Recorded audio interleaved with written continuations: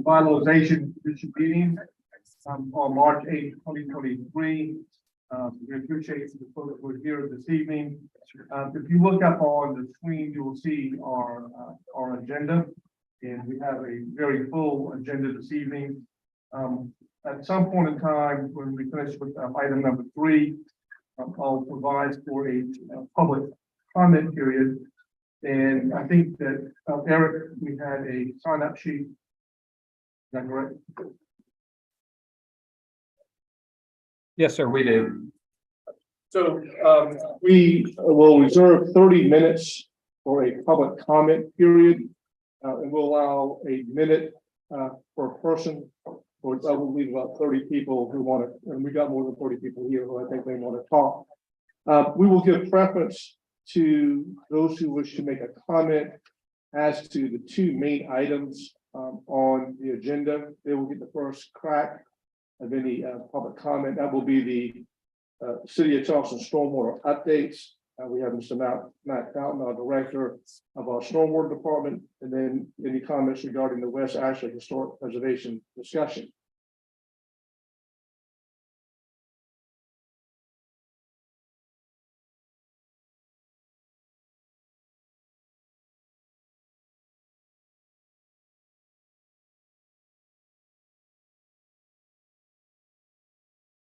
So this is a very high-level, brief overview of a number of different projects that we have going on. Try to avoid getting into a level of detail that will make this a 2-hour-long presentation, but certainly do ask me if there's any separate questions as we move through the projects that are discussed in the presentation.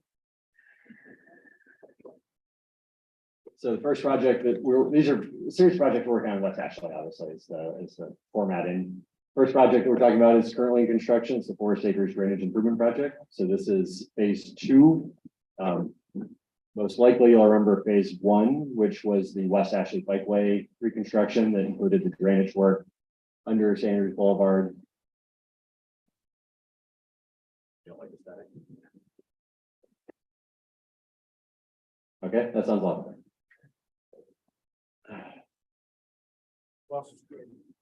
There it goes. So phase 1 of the project was completed in late 2018. That was the West Ashley Bikeway, the work under St. Andrews Boulevard, realignment of the box culverts. That drain, which you can see in yellow on this screen, and the pointer does not work on the screen, but basically the watersheds that surround that section in yellow. Phase 2 of the project just started construction towards the end of last year. We had roughly a 3 to 6 month period in the contract earlier than that, where the contractor was able to procure supplies due to the basic logistics delays right now. So the contract started earlier than that, but construction work started late last year.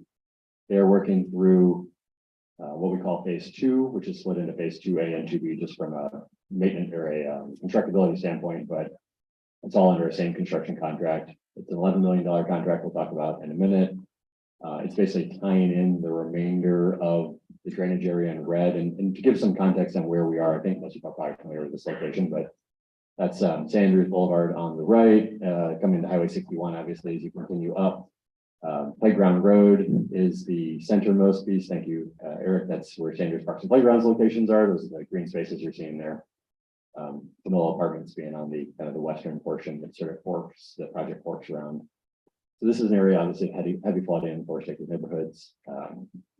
We are primarily in phase 2, increasing the size of the canal, the existing drainage canal, upsizing the infrastructure under Playground Road, which is a very small pipe compared to the box culvert that's needed. And then as some of those canals widen out to a point where an open canal is no longer sustainable, with the slopes and the easements we have, some of those are going into closed box culverts. That's hence the cost of the project. And that connects all the way up again to the upper reaches. The blue boundary you can see here is basically the areas that will drain into that system when the project is complete. So it's again a large area being improved. We got a couple slides with more details. In phase 2, $11 million project, started in fall 2022. So far, we've completed tree removal, the majority of water sewer relocations. We're finishing up some of the Comcast AT&T relocations right now. If you've been on Playground Road at night, you've seen a lot of road closures and impacts on Playground Road. Obviously, that's a major road. So DOT says you can only close it at night. When there's any other option, you got to close it at night. We will end up with a total closure on playground for a short period of time while we're doing the major box culverts that go through playground road. It's just, the road's not big enough to keep an open transit flow like Sanders Boulevard was when we previously did Sanders. But that'll happen middle of this year. That's the drainage infrastructure installation plan to start spring 2023. That's when we start working in the actual canal system as we've gotten everything else out of the way. Probably see those playground road closures around the middle of the year. That's generally the least impactful time from like a school's perspective and that approach. Traffic. And then phase 2A will be completed late 2023 and we'll be kind of rolling into phase 2B as we're completing phase 2A, which again is quickly phase 2A being the section that ties into the bikeway and comes across playground road. That initial infrastructure, again, always starting in the downstream so you don't bring more water to an area before it's prepared to receive that water and cause new flooding. Phase 2B then being open channel work combined with some box culverts. That's the green is open channel, the gray is box culverts, connecting up into the upstream sections. Who was the price on that? So phase 2 of this construction wise is about $11 million.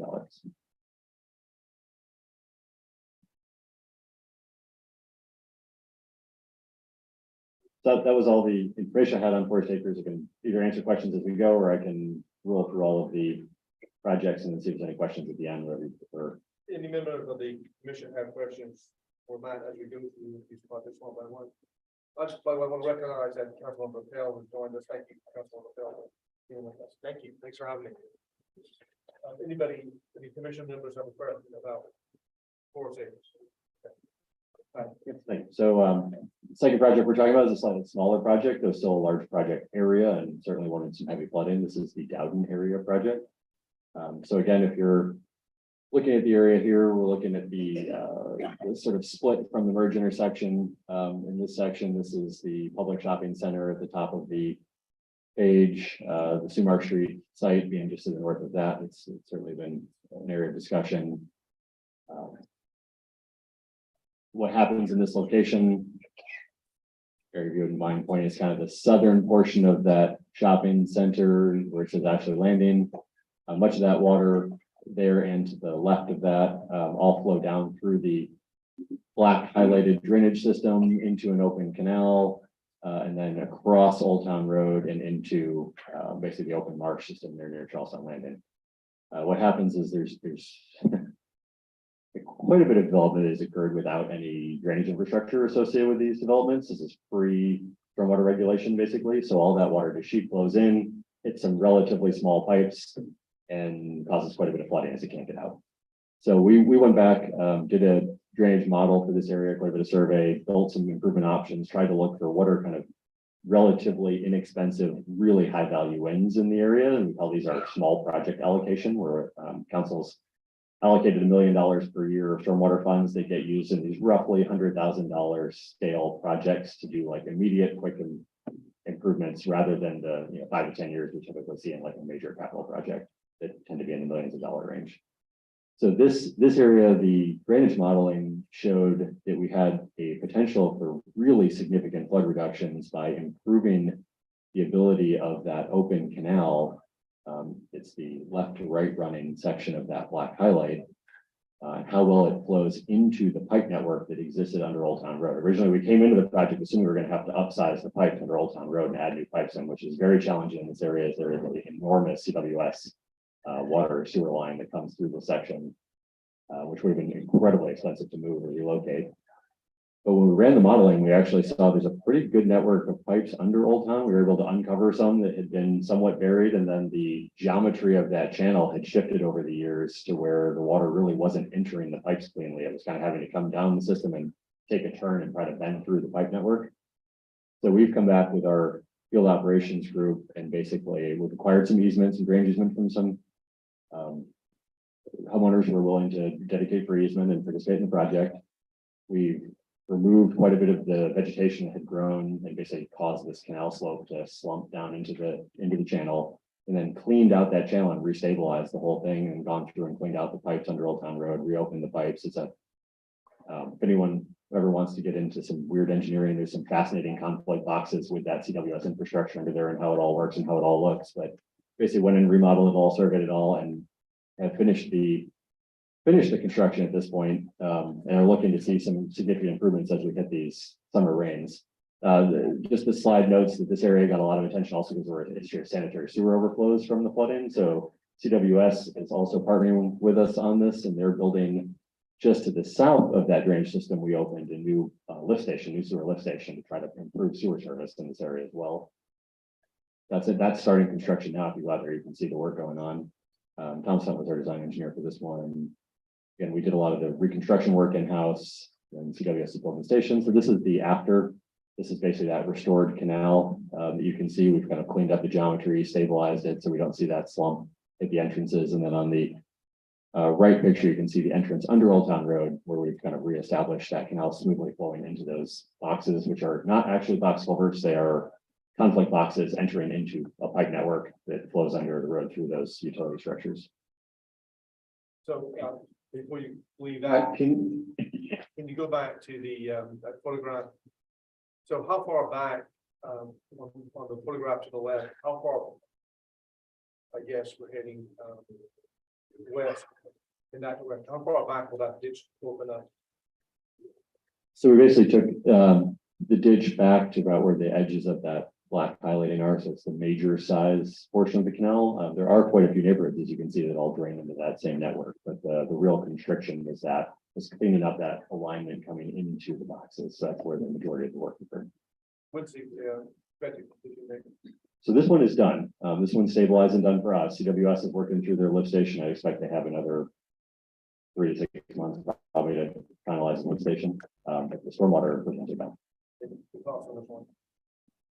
So this one had something on the order of $50,000 of consulting work, and then we did the rest of the work in-house. There's certainly some material purchases, probably $20,000 in material purchases, and then it's always an interesting way of how you accomplish your own accounting for what your cost would have been. Certainly, if we hired a contractor, probably on the order of $100,000 to $200,000 for the work that we accomplished. Yes, sir. Mr. Fountain, a couple questions for you that as Ashley Plaza Mall and the city's pig site continue to evolve, will this be able to support that?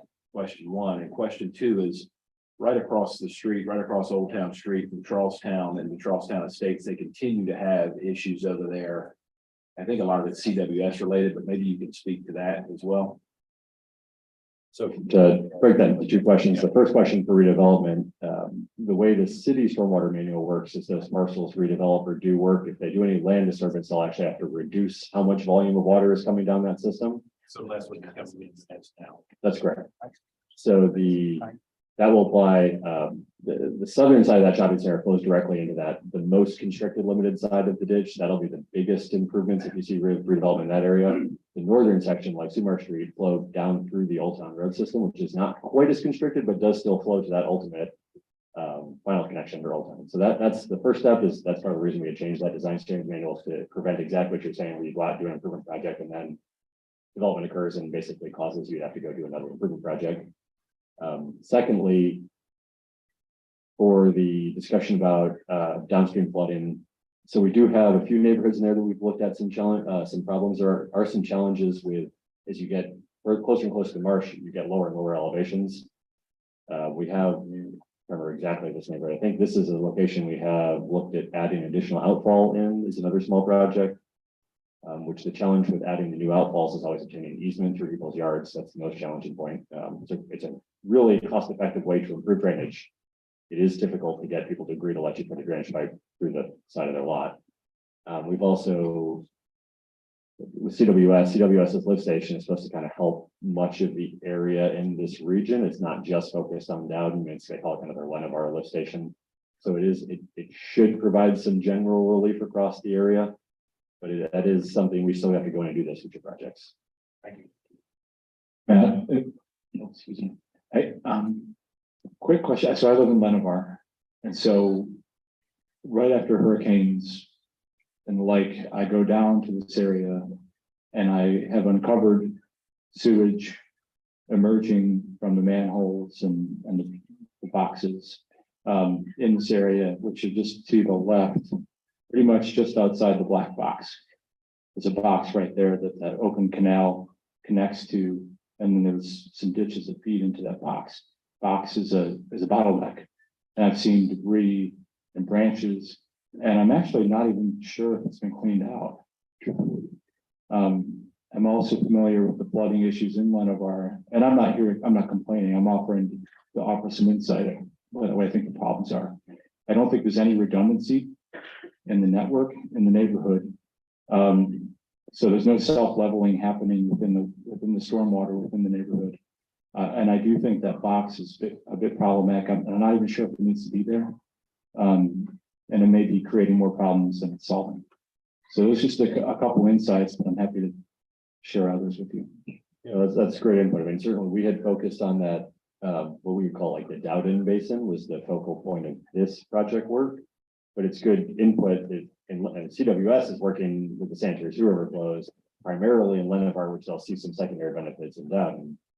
But I think it's a good point to go look at some of that upstream drainage. If you're seeing a bottleneck in that area, it doesn't mean we can't, it's kind of a follow-on maintenance effort, try to see if we can improve the tie-in to the rest of the system. So appreciate the information.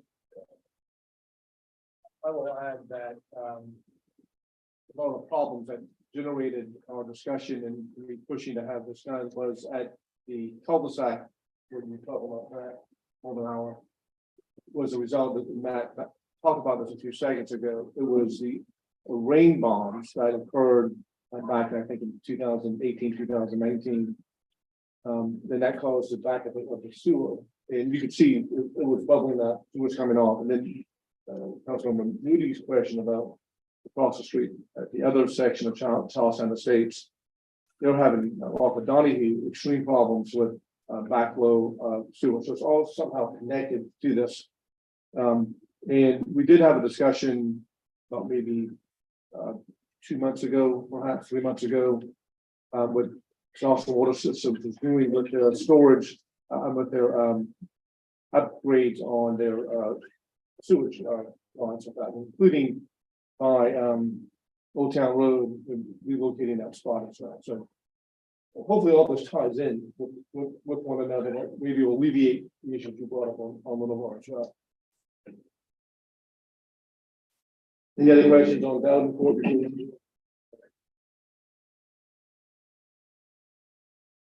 So the next area, this is a conversation that has come up quite a few times during the Forest Acres project. This is a basin that's to the south of the primary service area for the Forest Acres work, which are East Oak Forest and West Oak Forest. It's kind of a brief update on what we're looking at, and again, to orient people, Savannah Highway being the major road running east to west there, along the bottom, and then as you come up, you're looking at Shelley Road coming through, kind of following this yellow line. If you're familiar with the insurance agency that sits across the street from the Baptist church there, this is the system that sits behind that insurance agency in the marshfront, basically, in the Baptist church to the south. So what happens currently is basically all of East Oak Forest and West Oak Forest realistically, and you can see these purple boundaries are sort of any drop of water that falls within a purple boundary all flows to the same common outfall point. So, and again, that's an oversimplification in Charleston because it depends on how deep the water gets in any area. It may end up going in multiple directions, but in general, that's where you're going to see drainage. So all of that is trying to flow through a relatively undersized older ditch system that sits behind Shelley Road in that area, starting up near Oak Forest. Comes down, goes under Highway 17, goes through the parking lot of the church, and basically comes down a much more open marsh section through the greenway and then out into the kind of truly open marsh. That system obviously is undersized. If you drive through here during any heavy rain event, you will see flooding in the church parking lot. You'll see flooding in that upstream area, Shelley Road. In Oak Forest are areas where we'll talk about in a second. The city's actually acquired some flood-prone properties that have repetitive losses. And what we're trying to do here is figure out, again, ways to improve the system. And similar to what we saw in Dowden, we've been spending a lot of effort on these kind of building incremental improvements that lead into bigger projects rather than just, again, saying, hold on, wait, we'll try to fix this area in 10 or 15 years as a major capital project once we can allocate funding. So short-term wise, what we're doing is some initial hydrology studies to look at how big do these pipes need to be, what does the ditch need to look like in order to be able to drain this water. We're working to acquire some easement, which the So far, the church has been good to work with, and it's been interested in potentially dedicating the easement because that drainage system that runs to the church has no public easement on it, which means we generally can't maintain it or do anything outside of like an extreme emergency event with a life safety issue. The intent is once we have the easement, we can go in with the Army Corps of Engineers and do the permitting process to build a clean, basically an open marsh drainage channel. That's a pretty extensive permitting effort. We'll look to clean that out, likely upgrade the pipes sitting in that church driveway, and then look to do maintenance again with permits moving north of that system as we clean out the downstream, be able to bring more water in more efficiently. The longer term look is to see whether that culvert under Highway 17 needs to be upsized, and if there's anything that needs to be upsized under the Greenway. If you do upsize under the Greenway, likely adding in a combination of tide protection into that upsizing. You can't, again, limit the inflow of salt water more than it is currently limited because you don't want to damage the marsh without mitigation. That fits into the environmental permitting, but you can potentially add outfall capacity without allowing more water in. So you still can get the water out faster during short run. So those projects obviously are much larger scale projects. Once you're talking about putting pipes under Highway 17, you're into the millions of dollars. But we're looking to see what can we do in the short run. It will provide some immediate relief to flooding in the neighborhood. Try to bring down how deep the flooding is and try to make the flooding not occur so frequently. We want to have these afternoon rain bombs and not see water in people's yards or water in people's houses.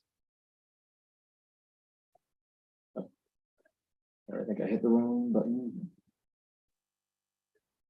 Yeah, okay. So I mentioned some of the other stuff we're doing along this basin. East Oak Forest, West Oak Forest still.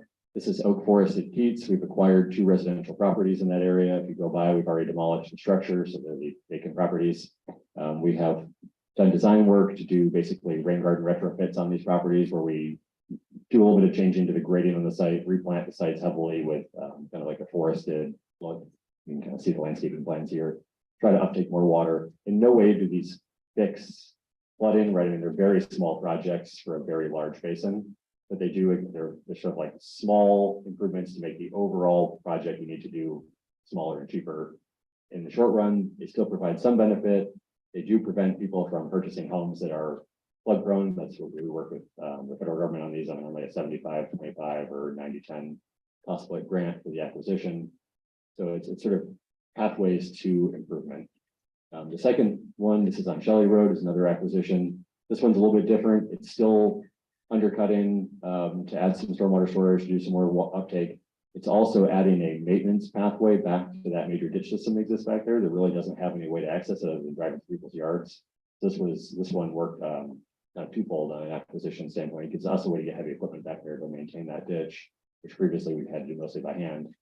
It also lets us, again, plant that rain garden, have some other minor improvements in the area.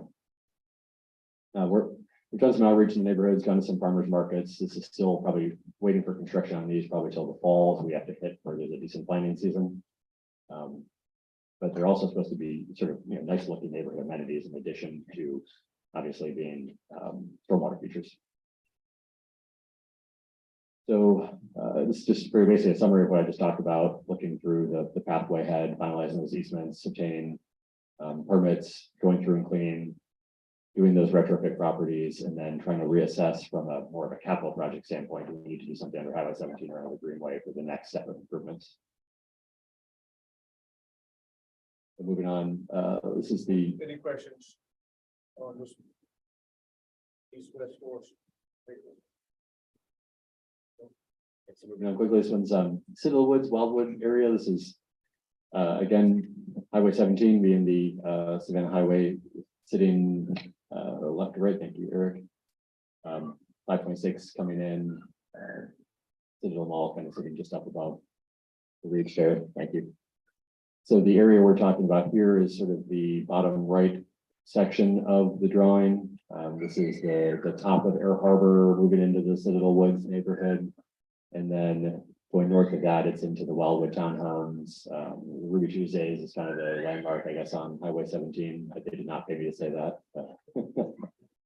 But what happens here is the drainage from Air Harbor, from Citadel Woods, all sort of tries the northern part of Air Harbor, all try to drain north through the Wildwood townhomes, under another property, old railroad track, through the Ruby Tuesdays, across 17, up that system into the large canal that runs to the south of Citadel Mall, under 526, past the Costco, go down the street through the car dealerships, turn left, come down back under Highway 17, and then out under the Greenway by Orange Grove, Charter School, and then the rest of the way out into Marsh. So very, very, very long way to bring water with almost no elevation change, hence a lot of flooding.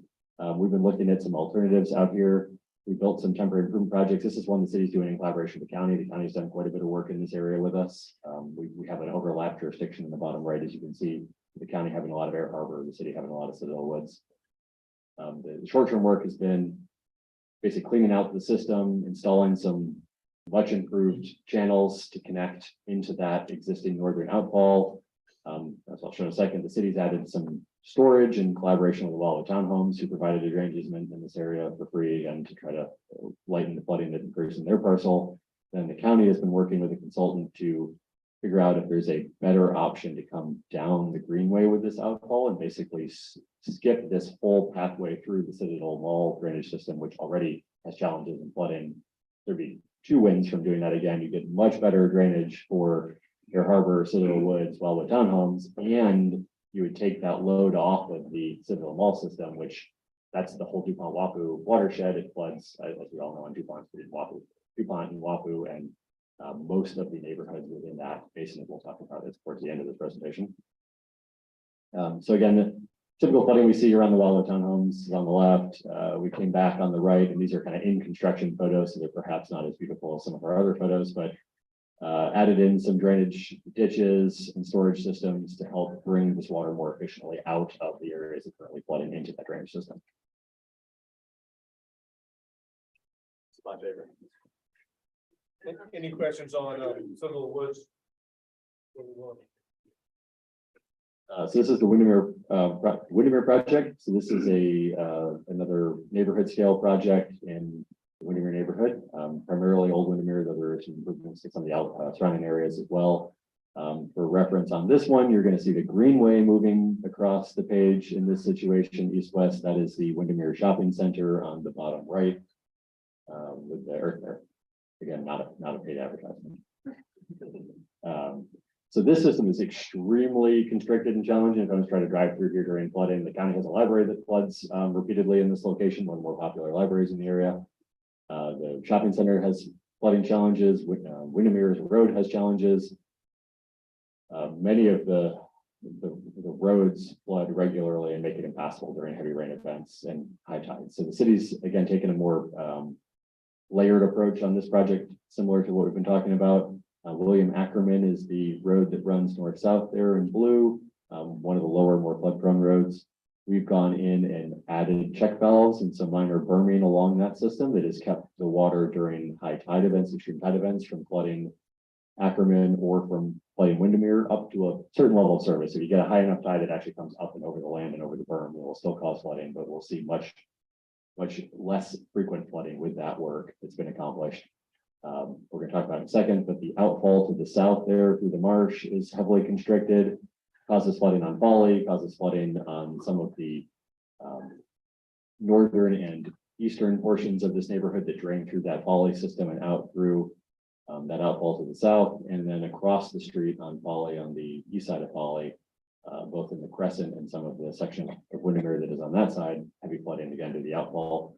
We've worked through the permitting process. This one we actually did an individual permit before the newer expedited permitting process that the Corps and DHEC have just implemented. Went through about a 2-year permitting process, got permission to do the outfall cleaning. That's in construction now. If you go in this area, you can see the Vector trucks out in the marsh cleaning the outfall through kind of the least environmentally damaging method possible, to restore where that channel used to be before you get accretion and other challenges from the marsh grass growing back.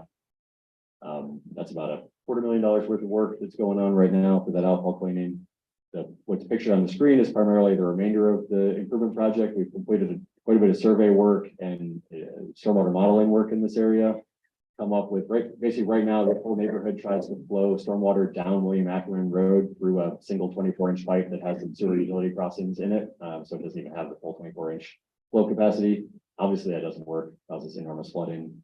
The plan is to try to go back down William Ackerman, take that 24 out, replace it with 2 48-inch diameter pipes, and then split the basin in half and basically take the water from the western half of this basin, route it down the greenway the other direction, install a new outfall behind the school there on the blue line and back into the marsh in that location. We've been working with the school district and the school district staff on supporting installation of box culvert through that back parcel, working with CWS, who actually owns the greenway and has an enormous amount of very large sewer and water infrastructure in this area, on how to thread the needle through all of their infrastructure, installing our box culverts.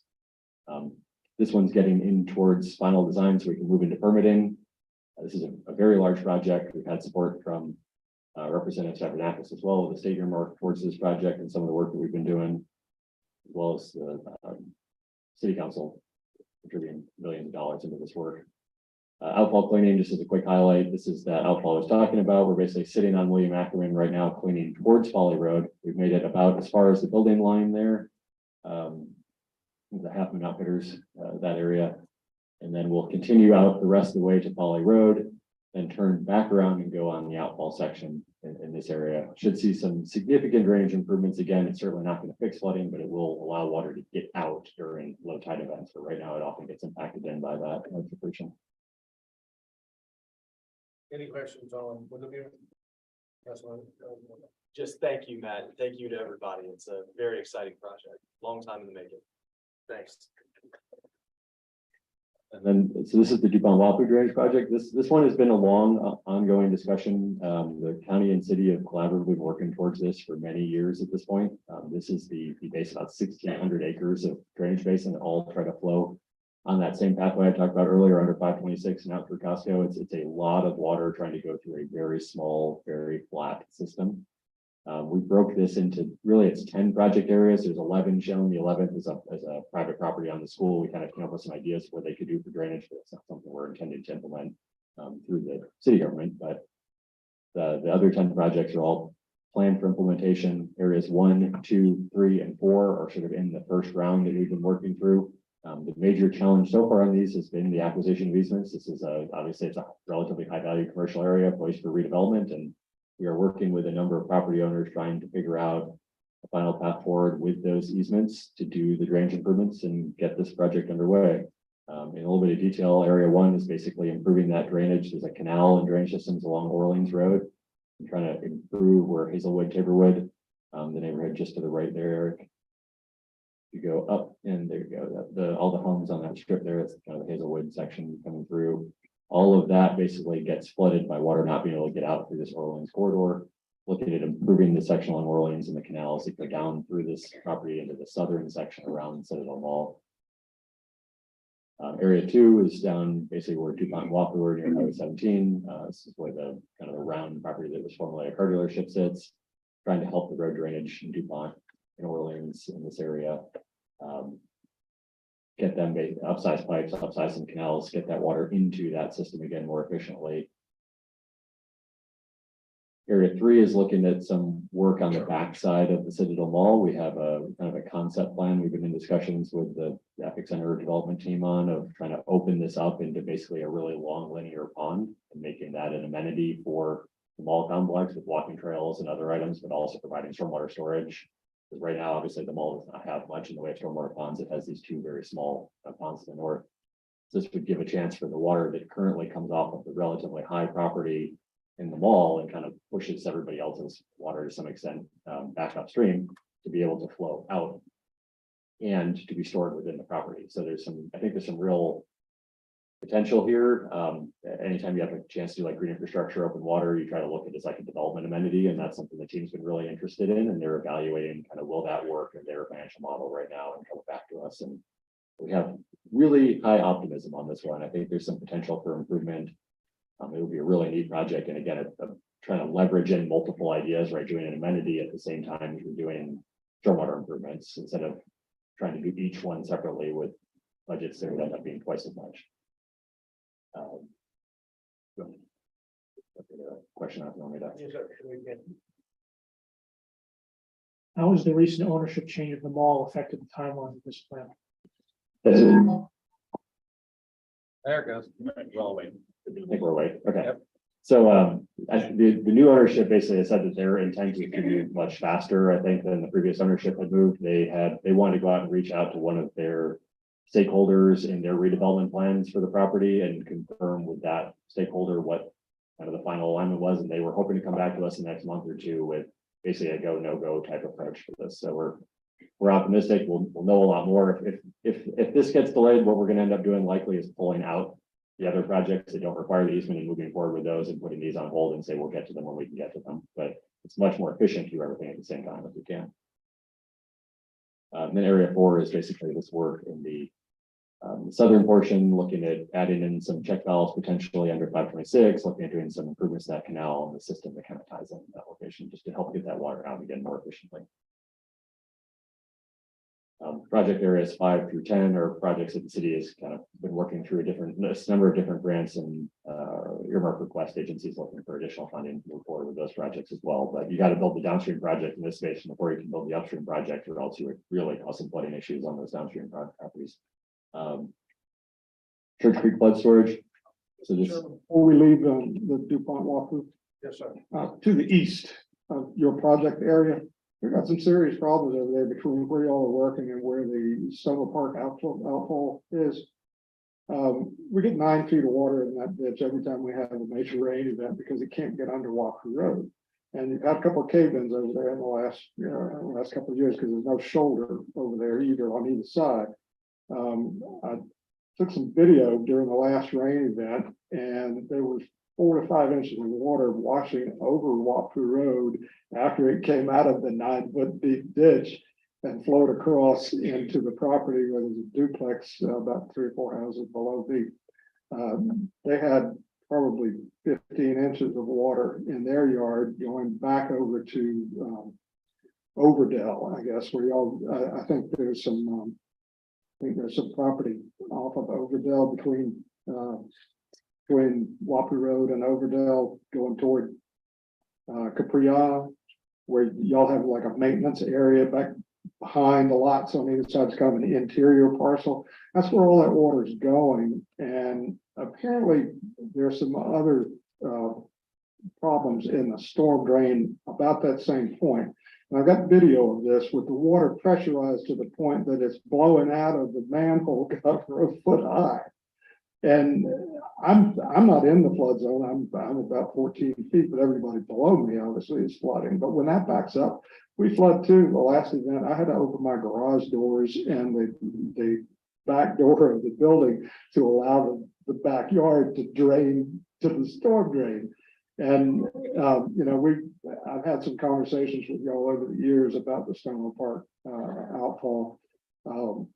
It looks like it's in good condition because they replaced the end of the pipe where you can see it with plastic corrugated pipe, but it's fitted over old metal corrugated pipe. And it's pretty clear that pipe is not flowing. And it's a tough multi-jurisdictional area. We've got a lot of county, a lot of city over there. But also all the infrastructure that goes through Edgewater Park and everybody else back there runs down that side of the road. So it's a difficult place to work in, but it needs some attention. It really does. I've got the video. I'll be happy to send it on to you so you can kind of see what's happening. yeah, please do. And trying to make sure I'm thinking of the right area. Is the area down on Getty's and Getty's area? Yeah, it's a 300 block of Wapoo Road is where it crosses. Yeah, so we've had actually some recent meetings with city and the county trying to figure out a multi-jurisdictional approach for some blockages that are at the end of that system. Absolutely. And certainly have been trying to incorporate DOT into those conversations. Yeah. There's a lot of roads that drain in our DOT roads, but yes, I agree. We had a very great quick reason. response just before the hurricane because there was a huge stump that had washed down and was completely covering the drain, and we knew what was coming the next day. Well, it was supposed to be removed and it got pushed to the side. And of course, as soon as the water got there, it lifted up and went right back in front of the drain where it is today. But, Yeah, and that is a project area. I know we put in on our small project list for consideration. I know the counties are looking at it as well on how do we work on that area. A lot of the jurisdictions in the city, a lot of the piping is in the county. So it's a challenging one, but we did meet probably 3 weeks ago, going over that exact area. I know the county was following up with their survey team, trying to lay out that first approach for what might we be able to do in the area. So that one is in process, just not Good. maybe to the point yet that it's gotten to an actual project definition. We're still trying to figure out what we could do to fix it. Thank you.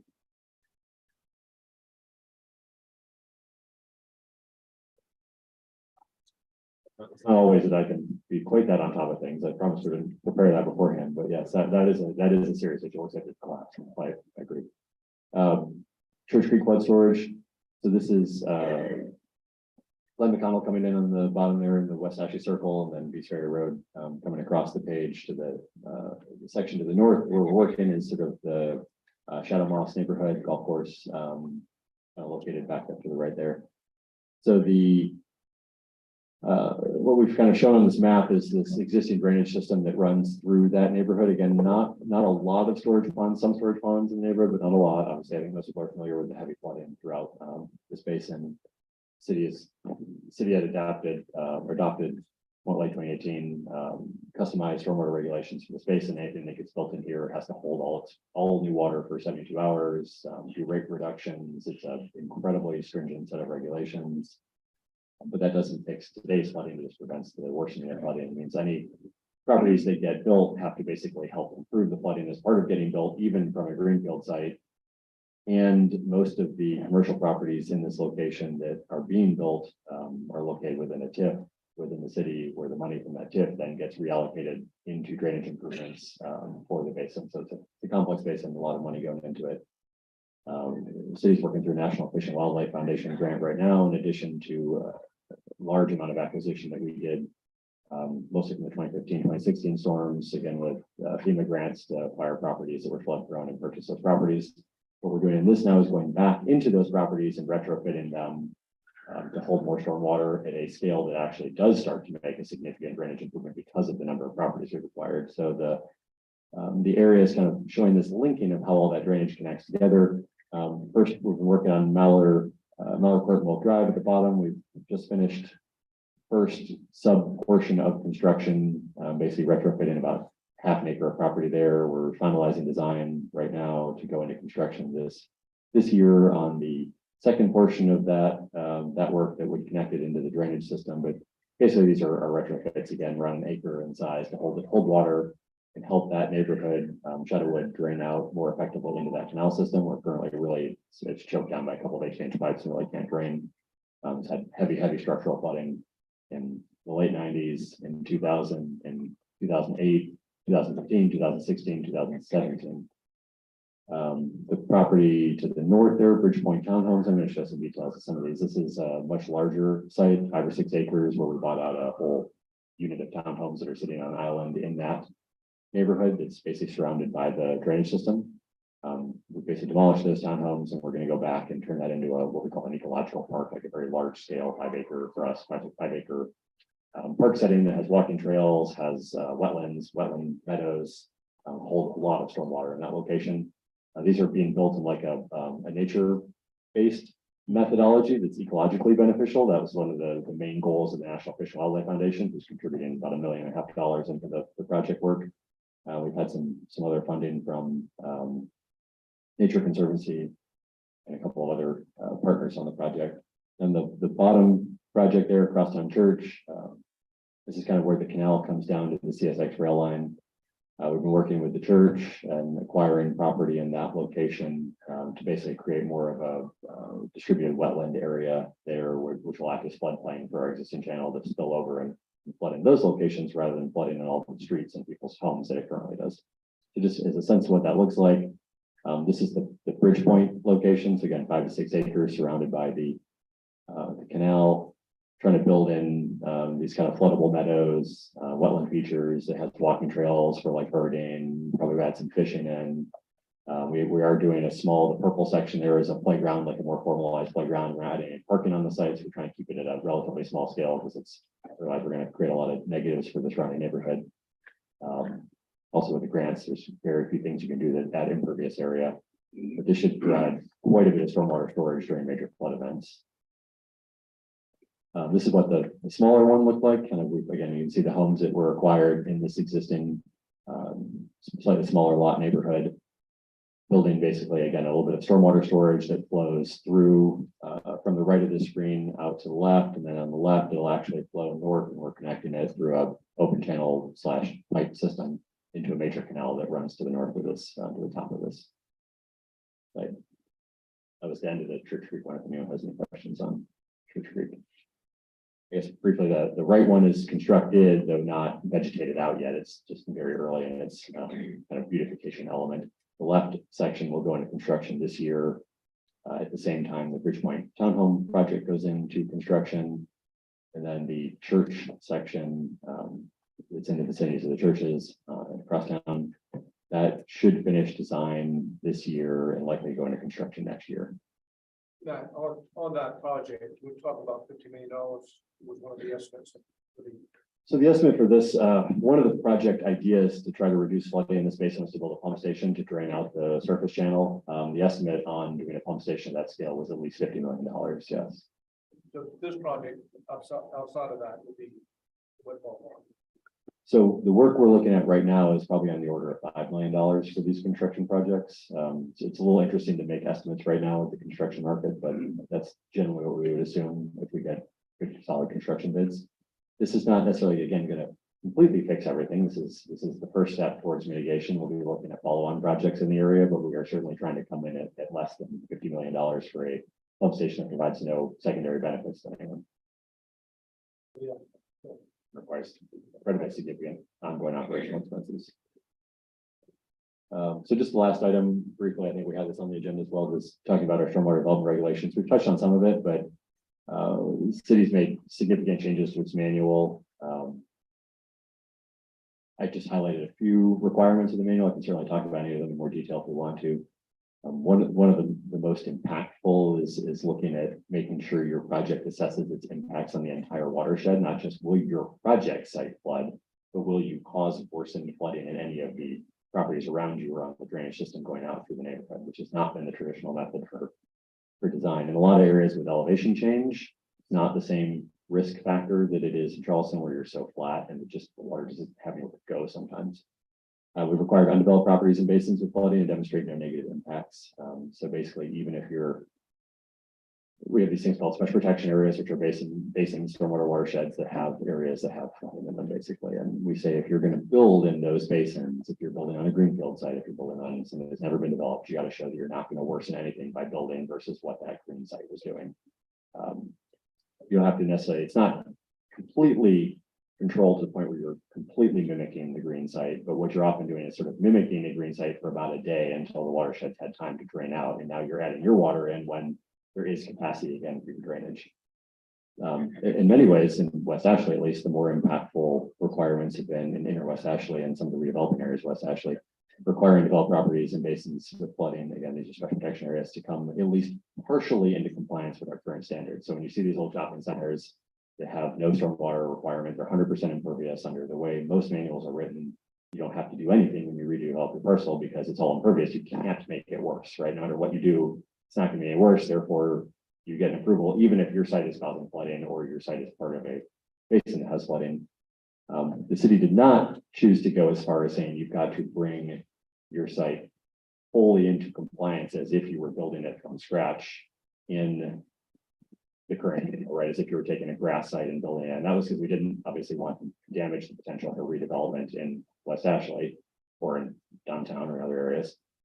So what we did is we made you come what I would call at least partially into compliance. It's basically a 20% reduction on what your site is currently doing in general, and there's more complicated ways to read the manual. But you never have to go better than what's called a fair condition open space, which is basically what it would have been again in a greenfield development. So we don't make you, if you already had stormwater in your site, and you come back and redevelop it, you don't have to like keep making it better and better and better until it's impossible. You never have to go better than what would happen on a new development site on a greenfield in that same basin. The last one, this was one that I have to say, we thought we were really clever and had a great idea here, and it's been harder than we expected to get this to work.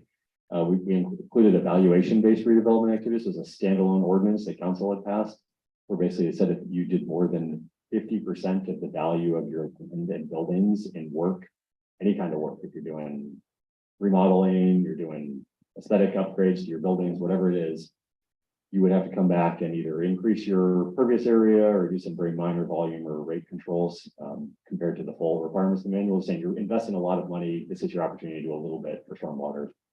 I was saying we thought we were clever and that the 50% requirement we thought would be really good. Honestly, land has gotten so valuable in Charleston that many sites have not triggered this, even when they're doing really significant amounts of work because of the value of the underlying land.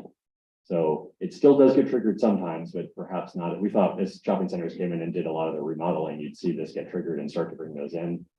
That has not happened to the extent that we expected, based on those real estate appraisals over the last few years.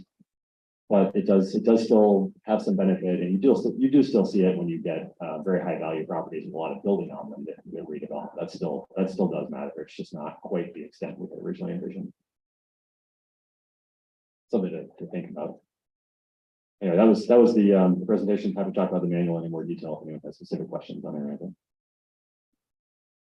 Thank you, Matt. And this is a list of just the West Ashley projects. This is not a comprehensive list of what else we're doing throughout the city, on the peninsula, on James Island, and other areas. And to my right is Councilmember Waring. He serves as chairman of the Public Works and Utilities Committee. So these projects that we've got up here did not happen overnight. These projects took place over several years. A lot of work went into identifying these areas and went into pushing to get the funding for these areas. My hats off to Matt for work he's done that, but it's been a truly collaborative effort with our Public Works and Utilities, Chairman Waring, and other members on council doing this. There are also other projects I mentioned that will impact West Pawnee neighborhood, West Pawnee Place, which is across the street off of Heathwood and Astor Hall Manor. So there are several projects that Matt has not mentioned that are still sort of on the drawing board, and we're trying to push those. Some of those are very high dollar projects, but all of these projects that we've mentioned out here have a tremendous impact on our homeowners. And he's mentioned the new flood manual that was passed in 2019, I think, or yeah. So our stormwater standards now are some of the strictest in the state of South Carolina, probably leaving the southeast. So we are going back with a lot of things that we did not do right as a city. And I'll just be honest with everybody out here that these are remedial efforts to improve our neighborhoods. The water gets into your driveway, it gets into your family room, it gets into your bedroom, your bathroom. It is a huge problem. We've heard stories about how this impacts also with raw sewage. We haven't addressed all of these issues, but we are on top of that. And I just wanted our commission members to be aware of what we're doing along these lines, and our public to be aware that this has been a painstaking and very deliberate effort on all of us to get to the point where we are with this, with a lot more work to be done in West Asheville. I have a question. Yes, ma'am. How are the projects prioritized? And, Charlie and Matt shared their personal experiences. So how do we have visibility into the backlog of projects? Obviously, these projects take a long time. How do we know if areas of our city are on the backlog of the project list?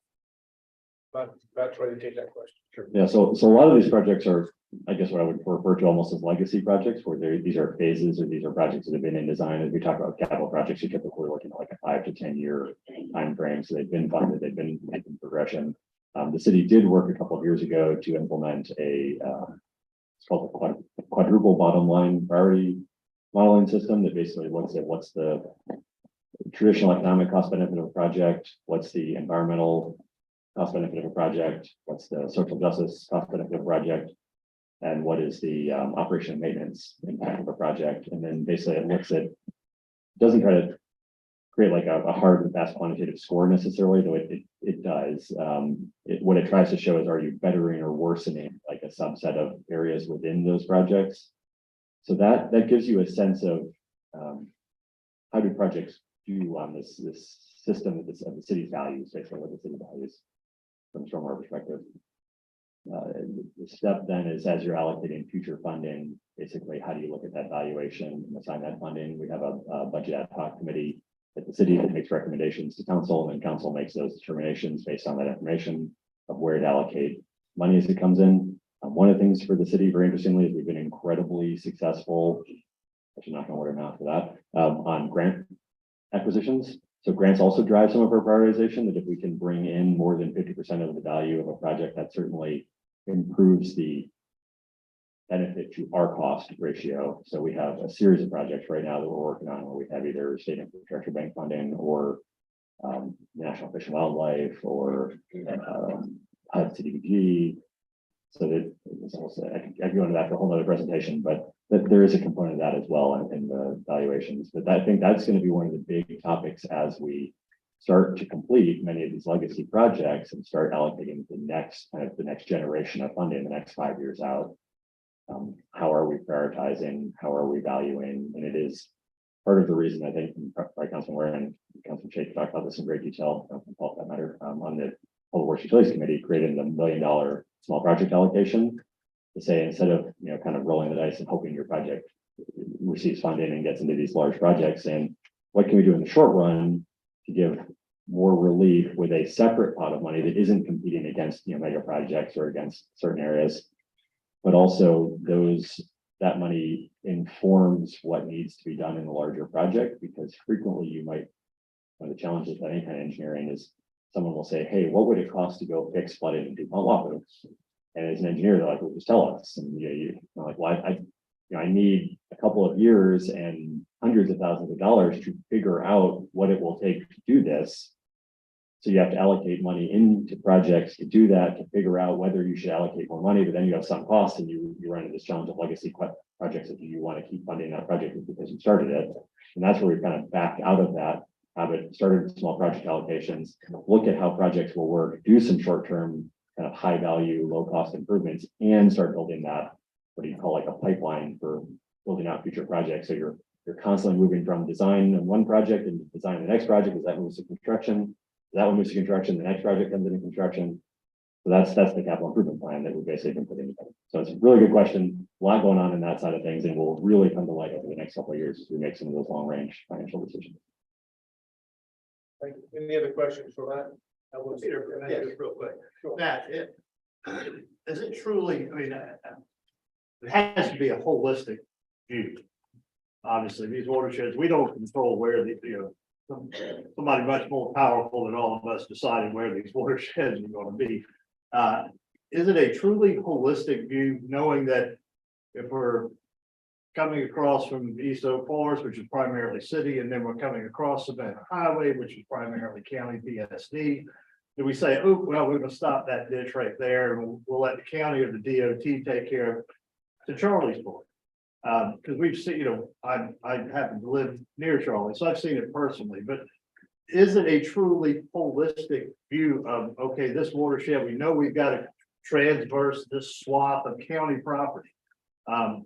Is it, yes, we'll do that, we're going to focus on this, or we'd rather work in Windermere because we know it's all in the city? That's a really good question that much of West actually is still somewhat patchwork annexation.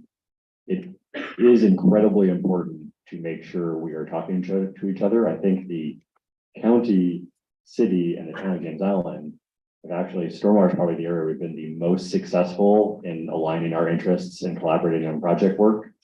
There's always a challenge with funding, right? I mean, that not everyone has as much funding as everyone else on different areas or project areas or council areas, but I think we've been incredibly good about getting together, brainstorming ideas, figuring out what we can fund and what other people might, contribute in-kind services or survey work or whatever it is, and then coming up with a project approach to implement those projects. Because you're right, if you only go clean half a ditch, that's just going to make it worse generally instead of better. And it's almost as bad to say, well, this basin has two entities in it, therefore we're just not going to work on that basin because we know it's going to be difficult to get those two entities to talk to each other. So I think county, city, town, we have a large handful, 5 or 6 at least, projects that are all going on right now where we are working together, co-funding, doing collaborative work.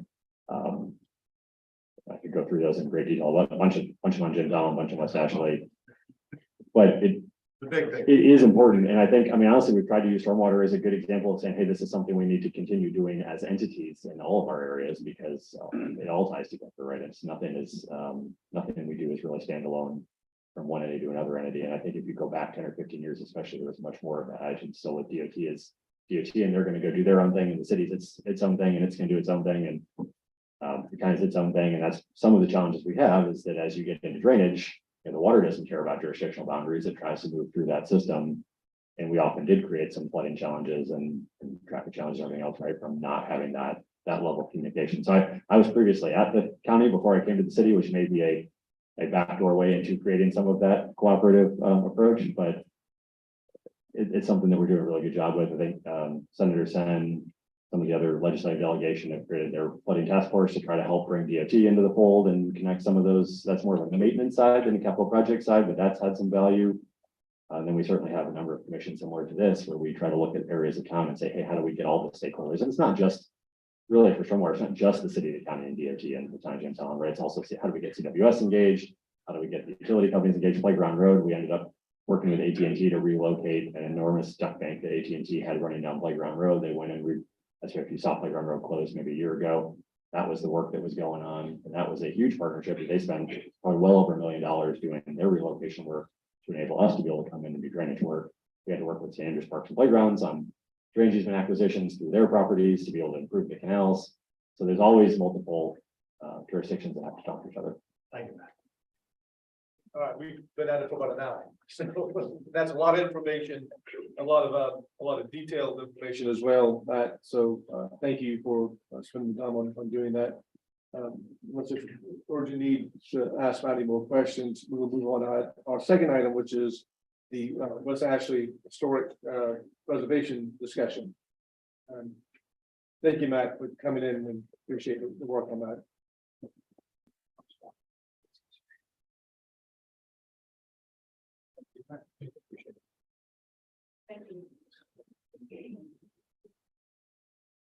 All right, so thank you for all that, Matt. This was a topic item that was requested by several commission members and has been coming up more and more recently in West Ashley, is historic preservation and what that means.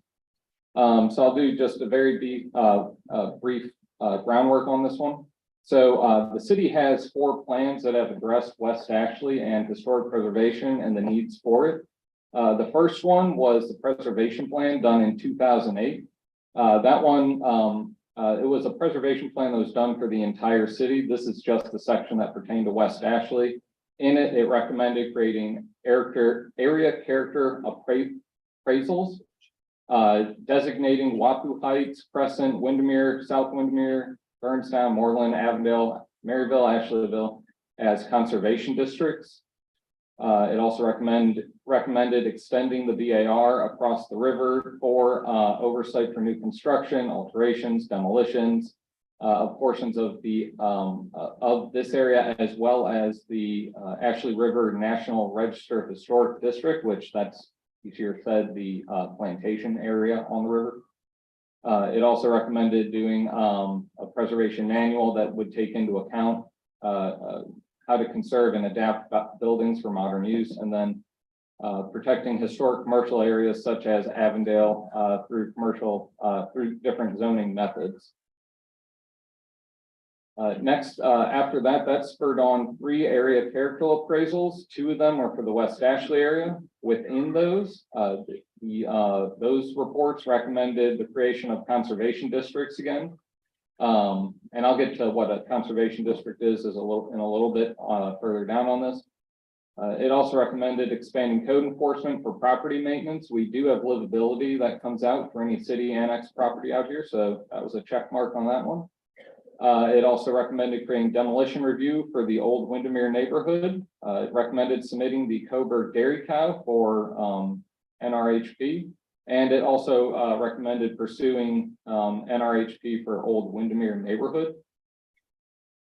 After all those, in 2017, Plan West Ashley, we have 2 implementation items when it comes to historic preservation. We have element 6, which says we need to pursue preservation for the neighborhoods. And element 76, which is identify and preserve historic community assets and character in West Ashley. I'll skip that very long paragraph there. And then in 2021, through the new city's comprehensive plan, we also noticed that there were some areas in the city of Charleston in general, but also West Ashley that had been overlooked for typical historic preservation, and that is the African American settlement communities. So that is another element that should be brought into this conversation in terms of how we move forward with historic preservation. To jump into it, this is our current only off peninsula preservation tool that we have, and that is if a structure is located on the commercial design review board corridor and it's older than 50 years, it needs approval to be demolished. For that, what the board weighs for if it should or should not be demolished is the architectural and aesthetic features of the structure, nature and quality of the structure, architectural fabric, any historical significance, the nature and quality of the surrounding area, and the structure's contribution to the overall streetscape of the area. And then there is also that is for any request of any demolition, partial demolition, removal, or relocation. And there is a caveat to it that the board could require a licensed structural engineer if the reason for demolition is it's falling down. They usually ask for a structural engineer to kind of prove that. So these are some recent demolition requests that have come through and what's happened with them in terms of preservation. So 1332 Ashley River Road was deferred by the DRB for demolition. This project is kind of hidden behind a forest that's grown up around it, but through work of some community members, including those that are sitting on the commission, it was actually discovered that this was the house of Isaac Peets, who is responsible for Highway 61 being where it's at, along with the development of a lot of the now historic neighborhoods of the West Ashley area. 1349 Ashley River Road, pretty much catty corner to this. This structure was a home. It has now been turned into a commercial operation. In fact, I think it now has a landscape architect in it. DRB voted to deny demolition at this property. This one gets a little interesting because it's still in the county, but it was under the annexation pathway at the time. Which means that they could have pulled the demolition permit and then requested annexation afterwards. So instead of doing that route, they tried to go this one.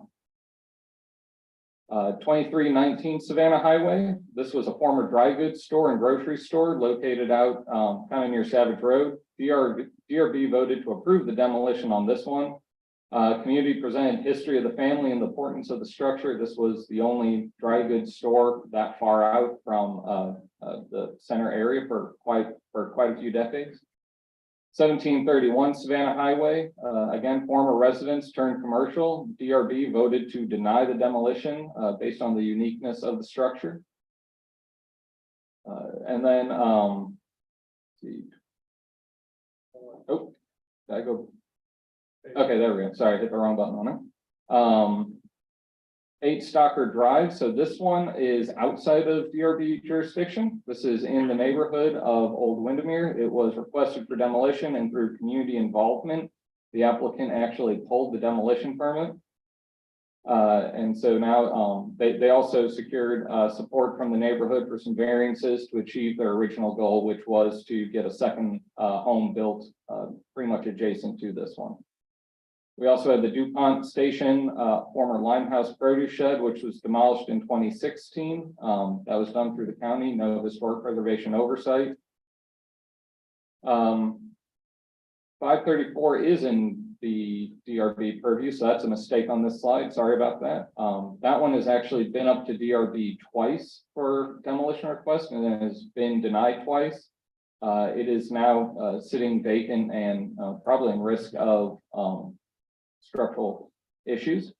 948 St. Andrews Boulevard. This one's pretty recent. Steer Kennedy Metal Fabrication Site on St. Andrews. It was demolished in the county 2021. So some of the current efforts the city is going through were really spurred on from the 8 Stocker Drive request. And so for that one, it included the neighborhood requested a meeting with city council members such as Councilmember Ross Appel, Peter Shea, different neighborhood presidents in the area, city staff, along with community and residents who were concerned about the area or about the structure demolition and what it could mean furthering through the neighborhoods. We had representatives from Old Windermere, South Windermere, Burnstown, Crescent, and the Old Windermere Neighborhood Association opted to move forward with a survey that they are giving out to the residents in that area to determine if historic protections are desired within the community and what those would look like. So that would be on the survey that's there is would people want demolition protection, additional architectural review over new construction, landscaping, urban form. There's quite a wide variety that could be looked at. Some more information to color the discussion coming up. Everything you see in red on this map, according to the county assessor, was built 1973 or earlier. That means it is 50 years older or older, and that is actually the threshold for the National Historic Preservation through the interior, is structures 50 years or older. So as we move forward, we need to make sure that we acknowledge that this is a unique scenario out here in West Ashley and the suburbs as we move into it. We have started looking at 2 comparative cities in terms of how we can address suburban and mid-century preservation out here. Columbia, South Carolina has community character areas is what they call them. And so that looks at different neighborhoods and how to manipulate the ordinance to meet the needs of those different areas. So they have a very long ordinance that has everything from subdivision and lot combination review to architecture to demolition review. And depending on what neighborhood is which section would apply for that one. Savannah, Georgia has conservation overlay districts, and what they did for that one, these are out in the mostly 1920s to 1960s suburbs of Savannah. And those look at just demolition review. So they weigh the contributing status of the structure, if it is integral to the neighborhood character or to the historic nature of the area. So here's where I'm going to turn it over to you guys after this slide. So currently, the majority of West Ashley does not have any historic designation or oversight for demolition. Many properties are found to contain historic or cultural relevance only when demolition requests are presented to the city. Members of the public are asking for greater clarity and direction on what could and should be preserved. I think we all acknowledge that not everything has to be preserved, but we need to know what's out there and what should be. And then also that mid-century preservation and suburban preservation in general is it's a new pathway for historic properties, and it takes a different look than traditional preservation techniques. So some of the questions: do we need a full architectural inventory of historic structures? Should demolition review extend beyond the current considerations? Should an interim measure of better demolition guidance be drafted? So I will turn it over to the commission. I believe some members here have some things to say on it. Thank you, Eric, for that. And just sort of a recap that in order to fit into the design review board's purview, not all of West Ashley fits into the jurisdiction of the design review board. So it's only particular quarters that fit into that area. And it has to meet this 50-year period. Of course, West Ashley is the birthplace of Charleston. It's the birthplace of South Carolina. There's a lot of unknown history, or unrevealed history, I should say, in West Ashley. We have our unofficial historians, Donna Jacobs, Raleigh, Diane Hamilton, and Ken did a wonderful presentation on the old part of Old Windermere and Avondale, area. That tied into all of the historic components of West Ashland. So I'm gonna turn it over to Charlie. I think you were sort of part of it. Spearheaded this discussion. Thank you, Mr. Chairman. Charlestonians have been somewhat conditioned to view historic preservation as an issue that's just the historic district downtown. Consequently, there's over 90% of the land area of the city of Charleston that has zero protection for buildings that are 50 years or older. West Ashland being the first suburb of the city and the closest one to the peninsula area has a lot of early to mid 20th century buildings and neighborhoods that have reached the age that they are worthy of protection and should be protected. The problem is that every day we seem to be losing more and more of the buildings and the character of these neighborhoods because of unregulated demolitions and demolition by neglect, like one of the buildings that we've seen up here. There's one in that same block, 576 Savannah Highway, I think, that was covered, fortunately, under the Bridge District jurisdiction. There was a demolition permit issued for that in 2003, and we discovered that it was being knocked down that weekend, and we got it stopped. It sat for 17 years empty with the owner next door that refused to do anything with it because they didn't want to preserve the building. They wanted something else. Of that same situation in the same block now. The demolition by neglect are becoming a problem. Maryville and Ashlandville has a serious problem with several properties that are heirs properties. They're too small, frankly, for the Center for Heirs Property to help. They deal with issues that are 10 acres or more. So we don't have that specialized assistance to help with heirs property situations on these properties. Consequently, no heir will touch the property to maintain it, keep a roof on it, and that sort of thing. And as soon as you get a roof leak within a year or two, you've got serious structural issues, and we wind up losing the fabric of the neighborhood. So for 25 years, we've been trying to protect the character of our historic neighborhoods and buildings without regulating demolition. But that really is like trying to fill a bathtub without plugging the drain. And we are at a point now where we need to plug the drain. We have talked a lot about things that we have discussed in the past that need to be done. They haven't been done.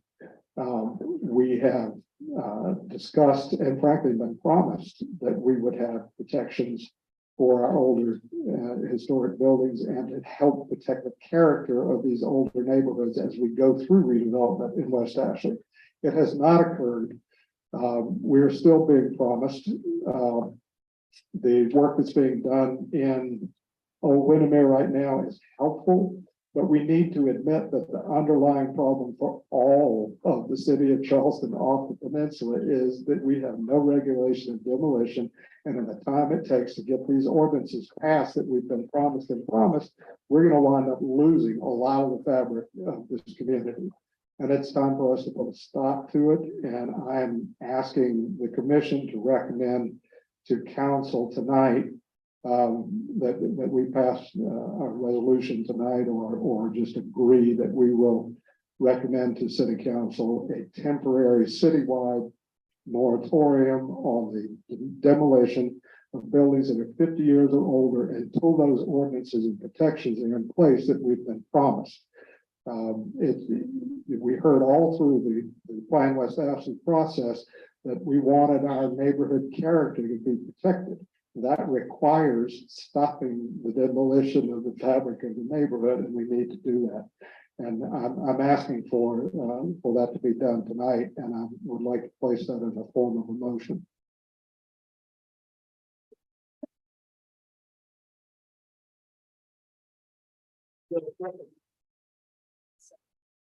So Charlie, just rephrase the motion completely so we all know exactly what you're. That the West Ashland Revitalization Commission strongly recommend to council that a temporary citywide moratorium on the demolition of buildings that are 50 years old or older in the city be adopted and stay in place until such time as the ordinances that we have been promised are coming get here.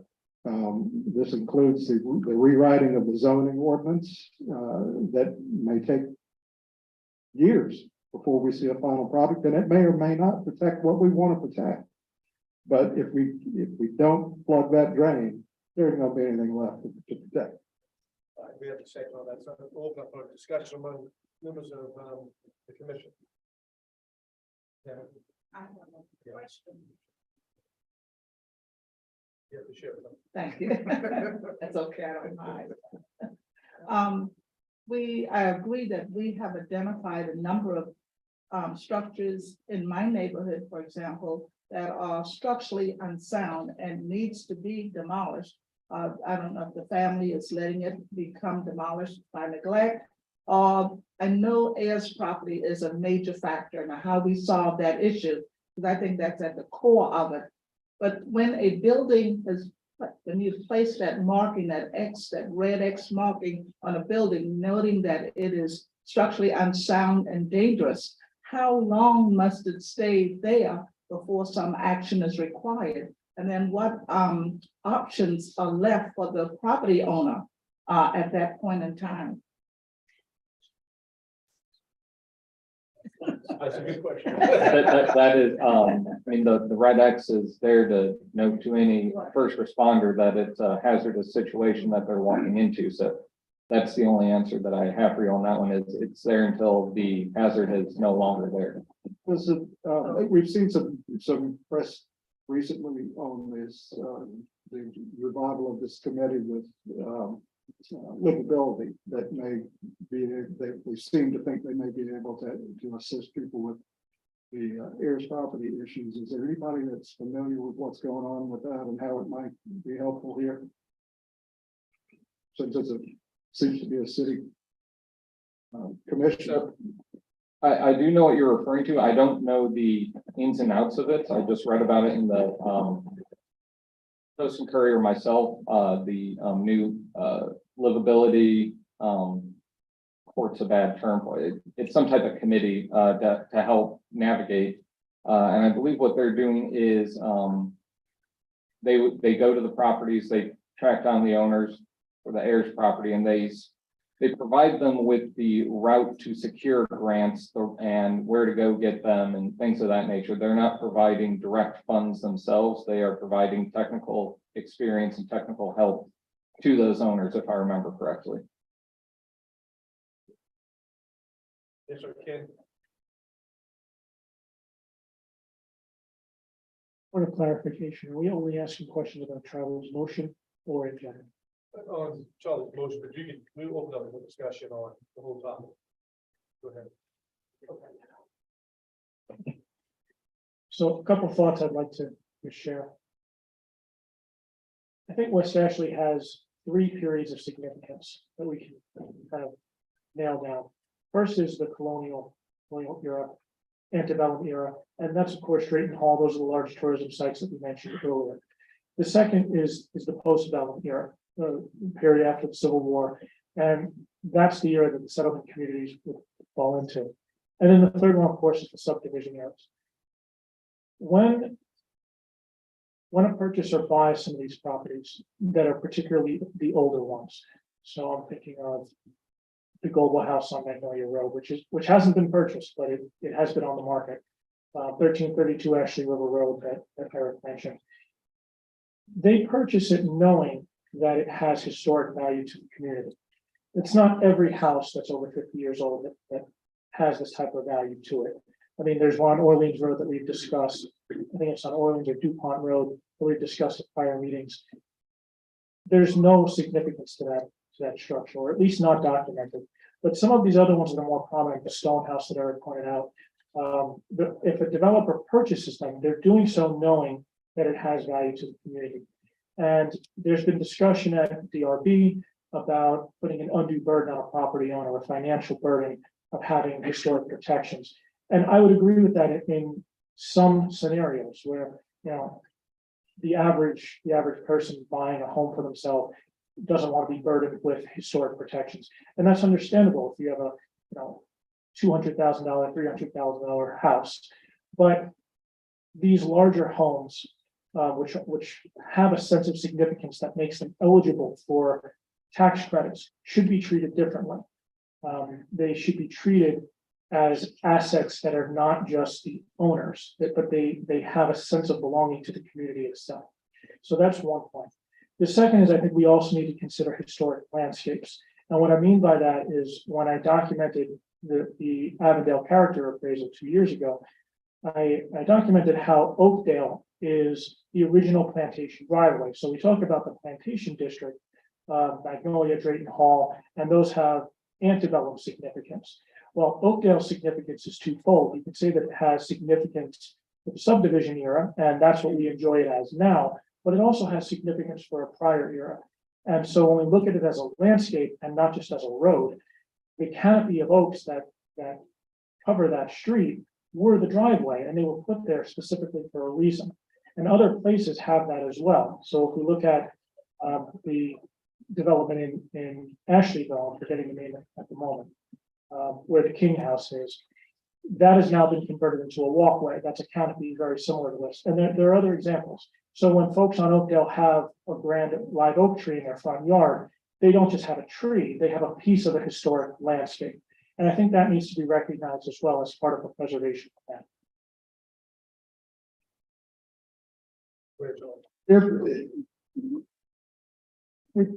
Yes, thank you. Yes. We find things in West Ashley that would really surprise you frequently. You had Diane and Donna, Ina Boodle, and Kenneth and Grant Michoud. We work together all the time. I mean, we're always back and forth with each other almost every day. And the things that we find would just blow your mind. There is a very, very early 19th century or perhaps even late 18th century log home in West Ashley that is so wrapped up in 1950s additions that you would never know it's there, but it's still there. And the brick foundations of the central fireplace chimney complex, the chimney itself was taken out, but the foundation of that is still there. But when you look on the tax rolls, it says it was built in the 50s, and if the man walked in and pulled a demolition permit today, it could go to farm. And this is the kind of stuff that really kind of freaks us out when we find out things that are here. We recently found a cemetery that could date back to the proprietary period, that we've got plats that show it in 1788 and in 1826, and then it goes off the plats after that, and it's not even mentioned again. So we know that it is really, really early and could go back to the proprietary period. And it's on city property, and we're working with the city now, and we're meeting with Jason Kronberg tomorrow morning to see how we move forward with this, to do GPR on it and to figure out where the boundaries are. But we find surprising things all the time. We need a process that allows us to say, hold on a minute, no, you can't just go forward with this. We think there's some significance here, and we need to have time to define that. And if it is truly significant, then maybe that demolition prohibition should stick. But these places don't get their day in a public hearing. They just don't get it. And it's time for that to change. Any further discussion among Commissioner? Yes, excuse me, Chair. I'm a little troubled by this, in the fact that this is West Ashley Revitalization Commission. I agree, we do have some historic, my home is 50 years old, 1973, 50 years old this year. Not in the city, PSD. So I can tear it down. The problem I have is we're talking about revitalization, we're also talking about preservation. We spent $400,000 or $500,000 on the studies, 4 years ago, and very little. I mean, we're working towards it, but nothing. It wasn't touched on there. There was a section on the historical fabric and character of West Ashley, but I feel like if we put yet another roadblock in front of the revitalization part and what we're trying to do, we're just going to continue to delay. I mean, the Chuck E. Cheese shopping center, it was probably built around 1973. We can't tear it down. I would love to see that. We can't save everything. Right. But if it's older than 50 years old, we need to be able to look at it before it gets torn down. But by statute, West Ashley Revitalization Commission serves as the steering committee for the implementation of Plan West Ashley. And Plan West Ashley requires us specifically to identify and preserve historic community assets and character in West Ashley. We are the stewards. We are the stewards of that. We should. One at a time. That should be done. But I don't think we need a blanket ordinance saying, okay, whoa, we're gonna stop. If we could get some other kind of ordinance, we would. Do that for 25 years and it doesn't work. There's always some reason not to do what obviously needs to be done. And we wind up having these fire drills and we wind up having wars on Facebook. And it just, the only tool in the box we've got for preservation right now in West Ashley is that Turn off one of the microphones. Oh, there you go. the only tool we've got in the box is if we've got a group of people that are worried about protecting something that is of significance, then we need to get really big, really loud, really fast, or it's gone. And we've been doing this for 25 years, and I gotta tell you, it's exhausting. It's exhausting for everybody who's involved in it. And we have saved a lot of really important things in our community, and we've raised the awareness in general of the importance of protecting the early 20th, mid 20th century stuff that is worth protecting. It's not just downtown that is entitled to this. Our communities are valuing us. We love our communities too. And these older communities deserve protection now, and we need to expand this. And if we're not going to get the ordinances that we've been promised for 25 years, then we need to just stop the demolition until they get around to it.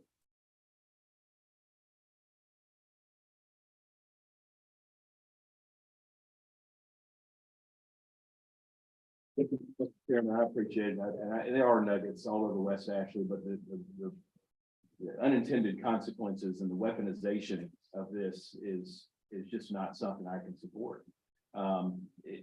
Moratoriums tell me I don't have any more ideas. Just stop everything.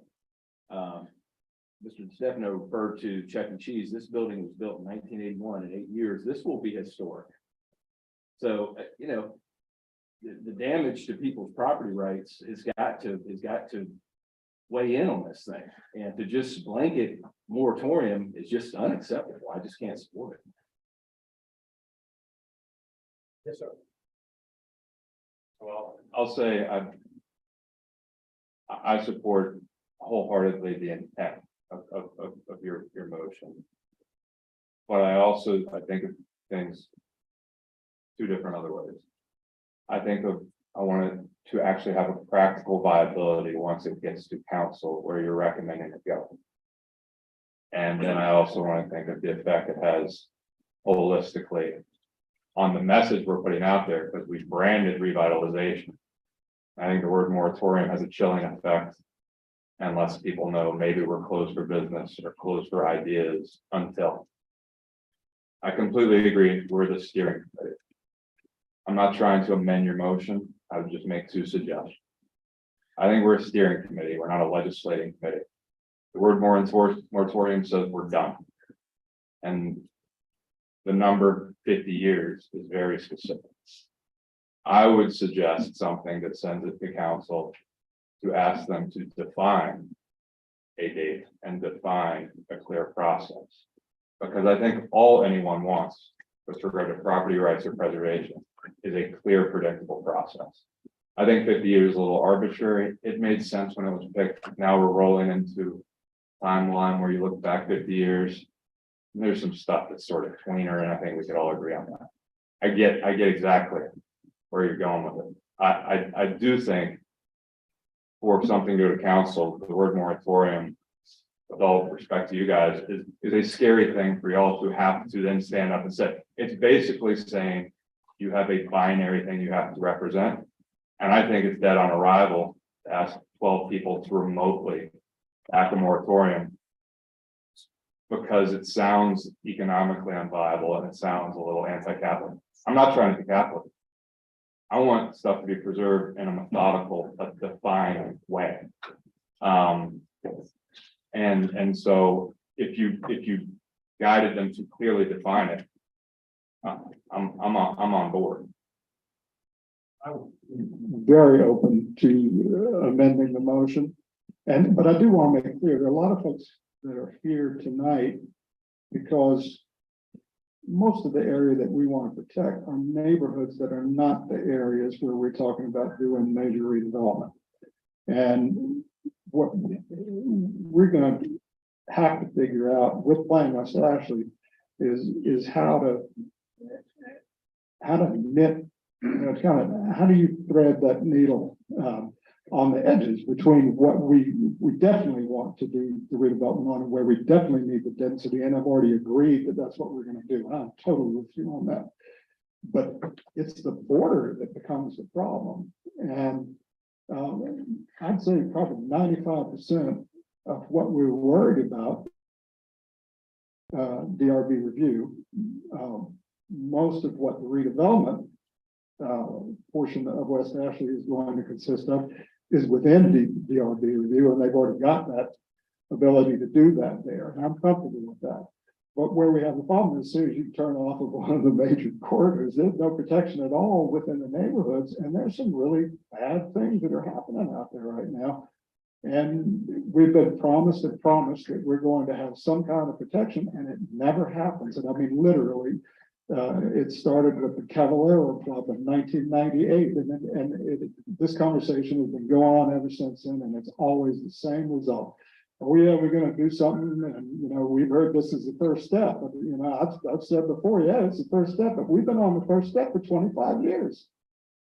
And I don't disagree at all. I totally am with you on the redevelopment aspect of it. And if there's a way to thread that needle, to find a good border, I'm comfortable with DRB reviewing those areas that are being redeveloped. I was simply trying to take away the scary words, but I think once it goes to the council that actually matters, makes it not dead on arrival and ceremonial. I'll give an example, and I see Preservation Society is represented here. I don't know if HCF is here. They are? Yeah. All right, well, kill me later if I get this wrong, but I apologize. I was on steering committee with regard to archaeology, efforts 3 years ago. I will say that I think there are often extremely well-intentioned efforts that start out very holistically, but when they start so holistically without being targeted, sometimes they scare off participation. I think the archaeology effort trying to make the overlay so much of West Ashley instead of really specific targeted pockets that there is such consensus around made it a little scary for there to be holistic consensus. And we've ended up with no progress. I want some progress based on what you're saying. I think we just have to start off in bite-sized, definable, truly defendable ways to do so. And I think it's our job to steer a priority, not define a cutoff date and not define a very binary, polarizing word for other people to have to vote on. It's scary as hell that they're not even going to vote on. How do we do that tonight? Let me make a suggestion. Because Charlie, I agree with you. It has been an exhausting fight. I was in the middle of two of those that Eric brought out. We were successful on in preventing the demolition of two very valuable pieces of property. And if we continue to fight this battle, we will lose a lot of these valuable properties. And we haven't really touched on Revitalization Ashley. That's probably one of the most historic sites in the state of South Carolina. But you've got 3 council members present tonight, and we hear this very clearly, what we need to do. And it really comes down to preparing an ordinance, sending it to our planning commission and get a bite out of this first. Coming back to council on a second or third reading, but you've got to define this to address specifically what we're trying to do. This part of the issue is going to be do we expand the DRB jurisdiction or not? That's gonna be one of the main issues to address this. So whether these properties do or do not fit into this corridor. It's not going to impact anything outside of the city's jurisdiction. So we got large parcels of land that are still in the county and not annexed into the city. And then this age issue is going to be the other criteria that we're going to have to wrestle with. So I think with the message that we're getting, and I want my colleagues on the council to work with me on this. We got 6 members of council who represent portions of West Ashland. We can't find a 7th person to help us do this, so that's our feeling on having this accomplished. So I think the motion is city council get off your rear end, get an ordinance passed, get it to the planning commission, so they can wrestle with it and let us fine tune this to make sure that we're getting the exact intent which we want to accomplish, and that's what we want to do. Right, I think that's what we want. And I'm certainly willing to amend the motion or withdraw it. And if we have something that moves us forward tonight, Yeah. I just don't want to go home tonight No, and have it pushed off again, and then we have another fire drill and everybody gets all upset again and nothing happens. I agree 100%. That's what we're wearing. Thank you, Mr. Chairman, I won't be one of the 7 votes for moratorium. I'll just let you know that now. Because it kills West Ashley revitalization. I thought Ken's approach was a very methodical approach that made sense, going from the historic perspective. We certainly need to get an inventory. That would make a whole lot of sense, and to say that nothing was done, emotionally, that sounds good. But I remember when we didn't have a DRB for West Ashley. We do have a DRB. There've been properties that's come before it, and it's been preserved, and there've been properties that came before it, and even the DRB said, yeah, it needs to be torn down. So a blanket moratorium that would last years and years and years, I don't even know if that's legal. So I think the approach that Donna and her team did over in the Ashley River District certainly is warranted. To throw fertilization on that. West Ashley taking in an inventory approach, and I'm putting words in your mouth, Ken, but I really like what you said. It certainly had a rhyme or reason to it. But we don't need to, if there's an ordinance out there that's been out there 25 years ago, I certainly would like to read it. Certainly like to see it. Because if we were promised an ordinance, West Ashley, I'm born and reared West Ashley. So if we were promised an ordinance, and that ordinance was written and it didn't pass, I certainly would like to see it to see whether it has any applications today.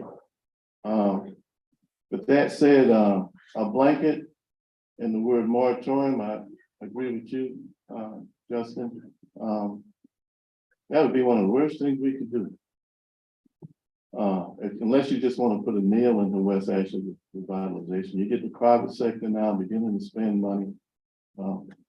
Right now, potentially a 4-star hotel coming West Ashley. Prior to this, West Ashley has been the budget hotel area. I think it would be the wrong approach. So I would not be one of the 7. Don't say I don't want anybody working out here thinking I'm gonna be one of the 7 that's gonna vote for a moratorium that would last years and years. I just won't do it. Does that mean you're comfortable with continuing with the fire drill? I am. One at a time. Yeah. I am, but I do like Ken's approach. I do like the idea of taking an inventory of historic properties. You're right, Charlie, in that we've got some very nice, unique structures out there that most of West actually may not even know about. So I think we need to find out where they are, target them, and then take that approach as opposed to, casting a broad net. I think that's the way to do it. Yes, I approve of a process. Anything that has the word moratorium in it, I'm not going to be for that. When city has used moratorium, it's usually been, 3 months, 6 months. I guess we've had one that lasted upon renewal 12 months, but years and years and years. I'm just not familiar with moratorium that's lasted for years. Mount Pleasant. The only way it would last for years and years is if the city continues to not provide us with the ordinances that give us the permanent protection that we've been asking for 25 years.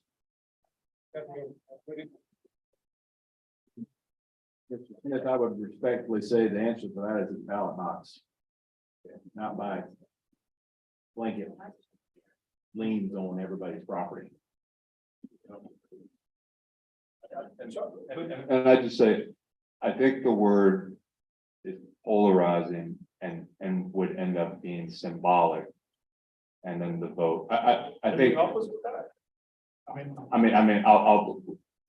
I'd like for you to rephrase, it's yours. I want it to be your baby. I love the momentum. I want to vote for it. I just want to call out the reasons why I don't want it voted down 12-0. One, I think moratorium is chilling. Two, I'll let Councilman Appel chime in on this, but I mean, with regard to your legal background, but I mean, just a temporary moratorium. Chewed up by doing that earlier. A temporary moratorium can make sense, okay, because there's reasons and rights for that to occur. I think moratorium is a scary word for council people to vote on. You can ask if that's fair, and that's how politics should work, but it is. Secondly, in South Carolina, under Article 1, Section 13 of the state constitution, there can't be a taking of property rights without compensation. Mount Pleasant got sued for an open-ended moratorium. When we talk about downzoning is taking property, is not simply taking the land, it's taking the rights and the entitlements to it. We can get sued for that. So I think it is wonderful to say what we're fighting for and what we want. But when we arm 12 people with a polarizing word that they can't stand behind and something that they might get sued for, I don't think we're going to end up where we want to go. So I want to end up where you want to go. I just want to arm them with the talking points to pass something that gets you there. How do we give DRB jurisdiction over any building that is 50 years or older in the city temporarily until the ordinances that are supposed to be being drafted at this point, a new zoning ordinance, until we get some permanent protection? I'm comfortable with with DRB just having some type of public review process for all buildings 50 years or older in the city until such time as we have the permanent protection. And I mean, I could drop the word moratorium, but frankly, I wanted to use the word moratorium tonight because it's time for council to wake up and do something, just like Peter said. And that is exactly what I intended with the use of that word. And I'm glad people are waking up and don't like the word. I don't think we like it either, but I don't like what's going on either. And I think I'm comfortable with DRB having jurisdiction over anything proposed for demolition that's 50 years or older citywide, because I think it needs to be citywide so it's bulletproof in terms of the law. I'm not against you. I'm just trying to run PR with you. But moratorium from the Latin for death, revitalization from the Latin for life. Like, I just think that there's. I don't want to use underlying roots that scare people to not getting where you want to end up. I would direct them to prioritize an oversight committee and an entity that reviews buildings of significance and categorizes and catalogs a defined process for that in West Ashley, so it receives the same prioritization of preservation and of the champion of buildings and history that downtown has received for so many decades already. Let me, John, hold on a second. Let me just put this all in perspective. Whatever we do here tonight is just a recommendation. Okay, so nothing's gonna happen, even if we use the word moratorium. It can't happen. Whatever message you send to the city council, we're going to take, and we're going to start that process, prepare the right orders. It's going to require a lot of public hearings and a lot of vetting to take place. It's not going to happen just overnight. It needs to get done, and so the message is very clear. It's what we need to do. So to get the message officially to the council, I think the wording that Justin and Ken are using is the words that we need. If you would be open to amending that, that's going to send the message to the rest of my colleagues as to what we need to do to pursue that and get that discussion at the council level. Absolutely open to amending the motion. I would withdraw it in favor of something that's more clear if it would help. Sure. But I'm not, you know, if somebody'd like to take a shot at Okay, encapsulating that. Yeah. Okay, go ahead and take a shot at that.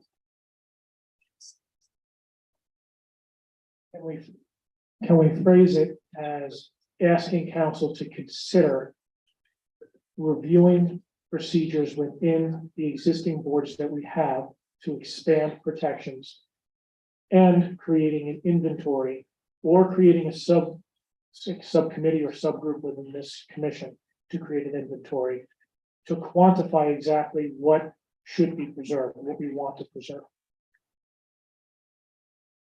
I'm fine with that. Is that a second? Yes. Fine. Yeah, go ahead. Ken, could you include the periods of time that you referred to? I think as part of your motion, I think that would be effective. Yes, I would like to include antebellum, postbellum, and subdivision eras consideration. There's a motion as amended. I hope Eric, you got the gist of that. Fine. Any further discussion about the motion? Yes, ma'am. I just want to make a comment. Because I'm hearing, mentioning of the DRV and what have you. When we look at the rules and regulations which have applied to the peninsula, we have to be careful how we apply those same rules and regulations for the areas off the peninsula. I'm thinking in terms of resources that property owners may or may not have in order to meet the criteria. We could actually inadvertently cause some individuals to end up losing their property because they cannot meet the criteria. I know in my neighborhood, and that's why I could speak fast for, we have looked at, the National Registry, and we've looked at, we've done a little research, not a lot, but some research, but that was always a concern. How is that going to impact the individuals who do not live on the peninsula? Thank you.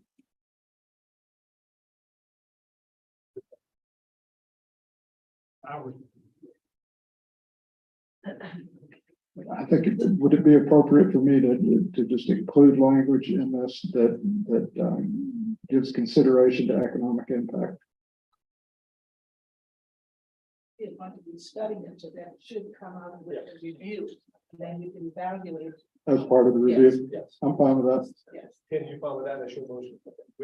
We've amended it twice. But we want to. Well, Councilmember Appel made the point that there's no one size fits all for everybody's neighborhood. Every neighborhood's a little bit different, but there are a couple of underlying lowest common denominators here, and demolition is the number one. But we do have to be we do have to be aware of the economic impact to folks, and I'm fine with that language being included. Okay. Fine. Eric, are we clear on? Fine. So I will call the question. All those in favor of the motion signify by saying aye. Aye. Any opposed? Okay. Two nays. I think the ayes count. Okay. Very good. All right, that concludes our 2 hours. These meetings are never short, about how hard we try to make them. Thank you. So we have a 30-minute public comment period. Eric, do we have a sign up list? Yes, sir. And how many people have signed up? Good question. On this side of the room.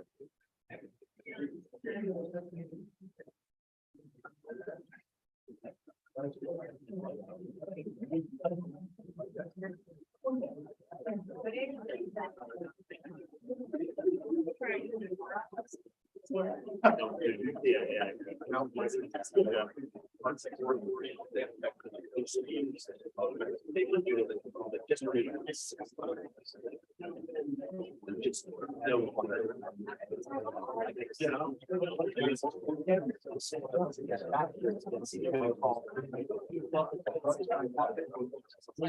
know, but I think white people don't face it up. It's not important.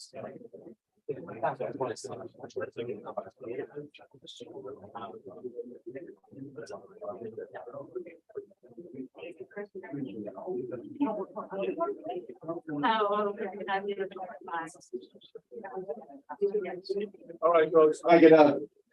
All right. All right. How's that one then? All right. So we have at least 6 members signed up online. There was some confusion on the sign-in sheet that everyone signed in. The intention was for signing in to speak. So if I could just get a raise of hands behind me who wanted to actually speak.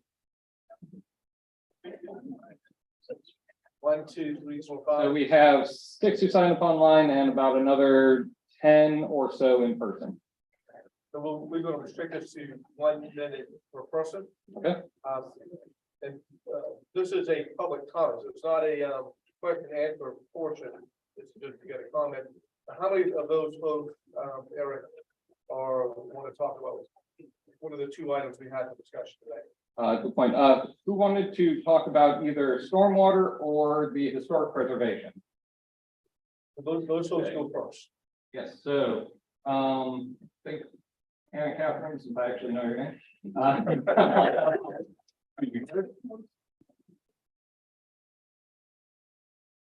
You timing? I can. Eric's got the time. Great. Thank you, Eric. Thank you, members of the commission. I'm Anna Catherine Carroll. I'm representing the Preservation Society of Charleston.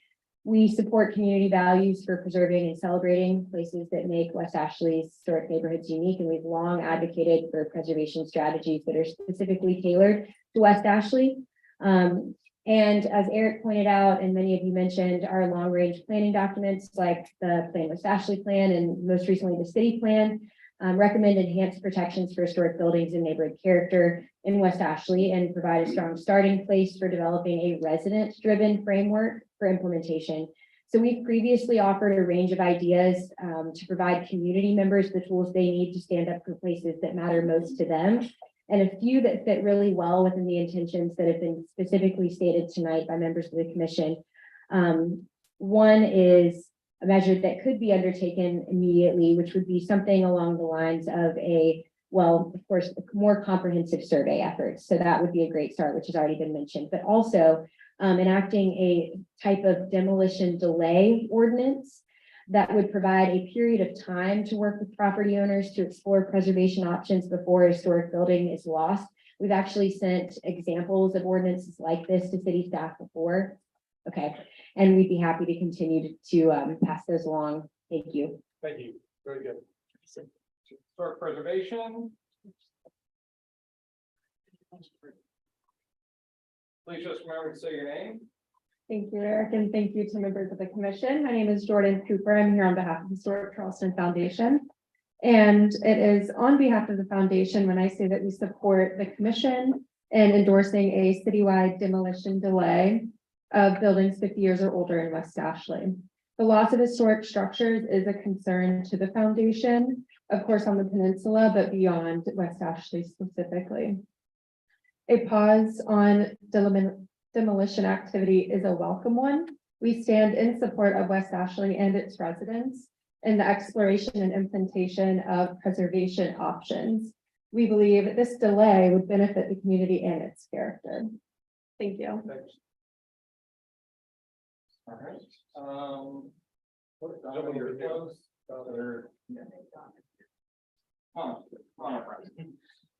Thank you, Eric. Hello, my name is Ron Sassard. I'm the president of Old Windermere Neighborhood Association. And I just wanted to make a few comments about the effort that we are undertaking in our neighborhood. As Eric said, we're doing a survey right now of all residents to see who is interested in implementing any kind of character preservation, protections. The survey itself is asking questions about what people are concerned about, but the survey itself does not accomplish the implementation of the protections. once we get through the survey, if we have enough people interested in moving forward, then we'll move into a definition phase, working with the city and with preservation as to look at what other cities have done and to talk about what is appropriate for Old Windermere. So I just wanted to point that out. We've discussed it as a range that, you know, you can look at maybe where we are now with the ordinance as a starting point. And maybe, you know, the bar is the other extreme. We need to figure out where in that continuum we as a neighborhood want to be. And so that's what this effort is about. Okay, very good. Thank you. Let's move down the road. Hi, I'm Jackie Morphosis, and my comment is going to be a little different because I want to say how much I appreciated hearing everyone tonight. I was fed from the words of Mr. I can't see your last name, but I'm calling you Mr. Justin, and your effort to build bridges and have compromise and find a new way to use language that we can all receive and not be off put by. And I'm not Latin background Roman, but I'm Greek. And so I take words very seriously. And I understood what you meant about revitalization and moratorium.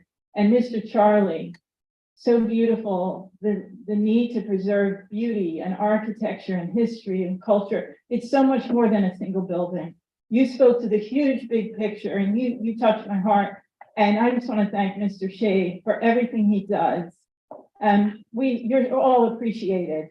No matter what your viewpoint is, you're all here because your intention is to make West Ashley a better place for all of us.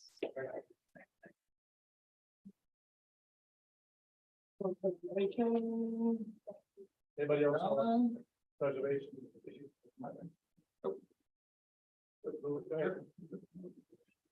Trying to get that something first. Sorry. We kind of made him an honorary member of the commission.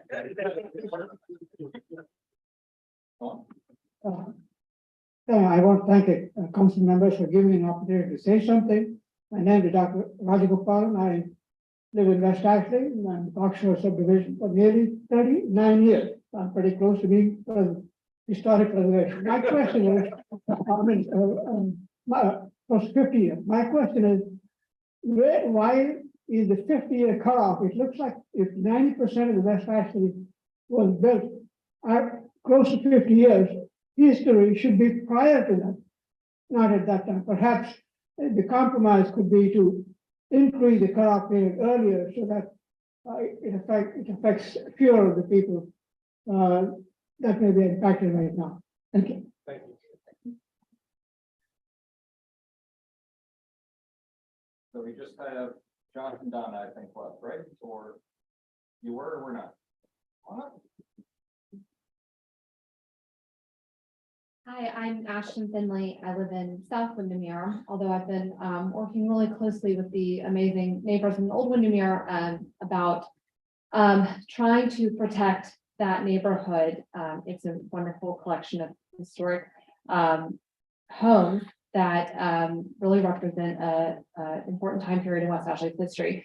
I think the big problem is, and I think this is what Charlie highlighted and what he's trying to get moving with the city, is a process that is in place for neighbors who are concerned and want to preserve their neighborhood. There's no process in place. There's no pipeline. Even county has, you go to county website and you'd like to become a historic district within our Charleston County, there's an application and you can fill out the application and get moving forward. There was a neighborhood in Savannah, Chatham Crescent, had a very similar fight that we did with 8 Stalker. 5 months.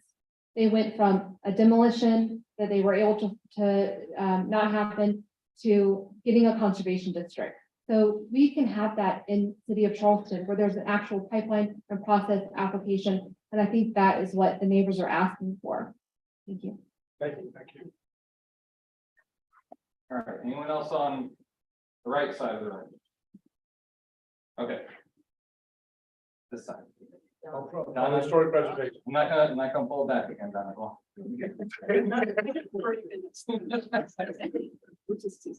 I want to thank the commission for this very robust discussion.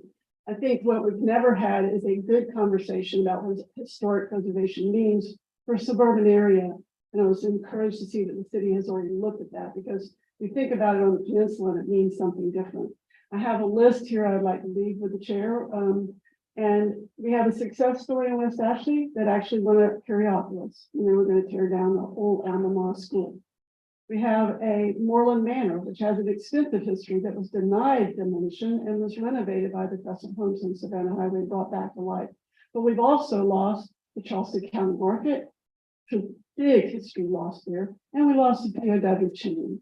So we're not talking about impairing revitalization. We're talking about blending the two together. And I think that's the most important thing. And I'm so excited about this robust discussion. Thank you.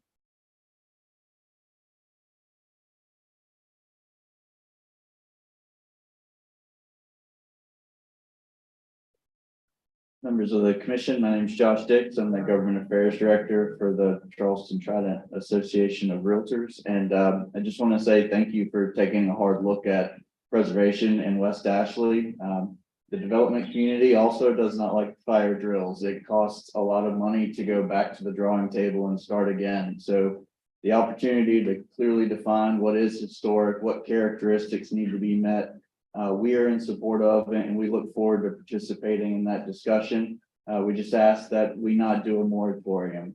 As West Ashley is starting to truly fulfill some of the West Ashley plan items, we don't want to send the wrong message to the development community and the investor community that West Ashley is closed for business. I heard Mount Pleasant cited a couple times. Mount Pleasant's also the most sued municipality in the state of South Carolina. I don't think that's something that the city of Charleston wants to rival them for, but I just want to say thank you for the time, and we look forward to working with y'all on this preservation ordinance. All right, so anyone else for historic preservation? All right, seeing none. Anna Catherine and Jordan Cooper have spoken. Next, I'll go with Catherine Anderson. She's present, I think. She was here. I'm here. Yes. Sorry, my legs Blending in. whole body fell asleep. Sorry. But in my brain, I was waiting. Hi, good evening. I am Catherine Anderson and I'm a resident of the Avondale neighborhood. I'm representing some neighbors that are currently here as well as myself as a property owner.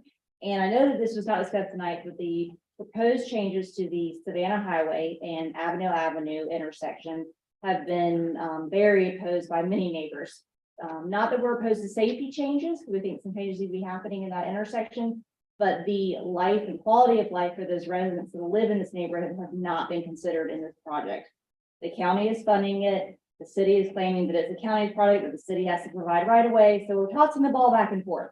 I don't hear any complaints about Magnolia Road changes that they're discussing, but we just want you to take some time to consider these changes before voting on it for the city council and DRB. I think it's going to be involved because there's also a 50-year-old plus building, the old Krispy Kreme, that has to be considered. And we just want the residents that live there, not the commuters, to be considered as well. And so we appreciate your time in considering this in this project. And again, we are not against the safety benefits of this. It is the quality of life and what's going to impact those residential streets.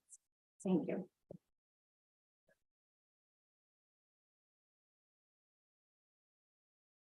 Molly Creighton. Well, she had to leave, Okay, but she's gonna submit her comments because she did apply early. all right. Robert Cashin. I believe that's Craig, and I think he was there. Okay. Susan Mao.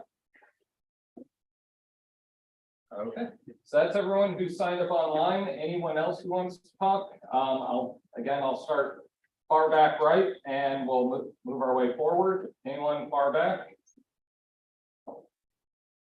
Anyone kind of middle there on the right side? Up front? Yes, sir. Hi. Good evening. Come up there, Mike. Yeah. I'm sorry. And don't forget to say your name into the mic. Good evening. I'm Graylan Nelson. I live 1161 North Bridge. And I also own Graylan Suits and More over North Bridge Drive. I'm Johnny come lately. I'm just getting caught up on the redevelopment project that's cited for Republicans. And I just need to get caught up on all of that. That's why I'm here tonight. I'll catch you up. Thank you. All right. Far end of the room, anyone want the microphone? This side. All right, so no one else wants public comment at the microphone, is what I'm hearing or seeing. Okay. All right, just for our record, I did have one phone call from a Sharon Hill. She wanted to call in and voice her opposition for the road realignment at Avondale Avenue. Also, we had several emails that were sent out to the commission members from William McLean, who was opposed to the apartments, Sharon Hall, who was opposed to the apartments, Mandy Livingston opposed to the apartments, and Kelly Mallard opposed to the apartments, all of those at the Ashley Landing Plaza. Their emails were more.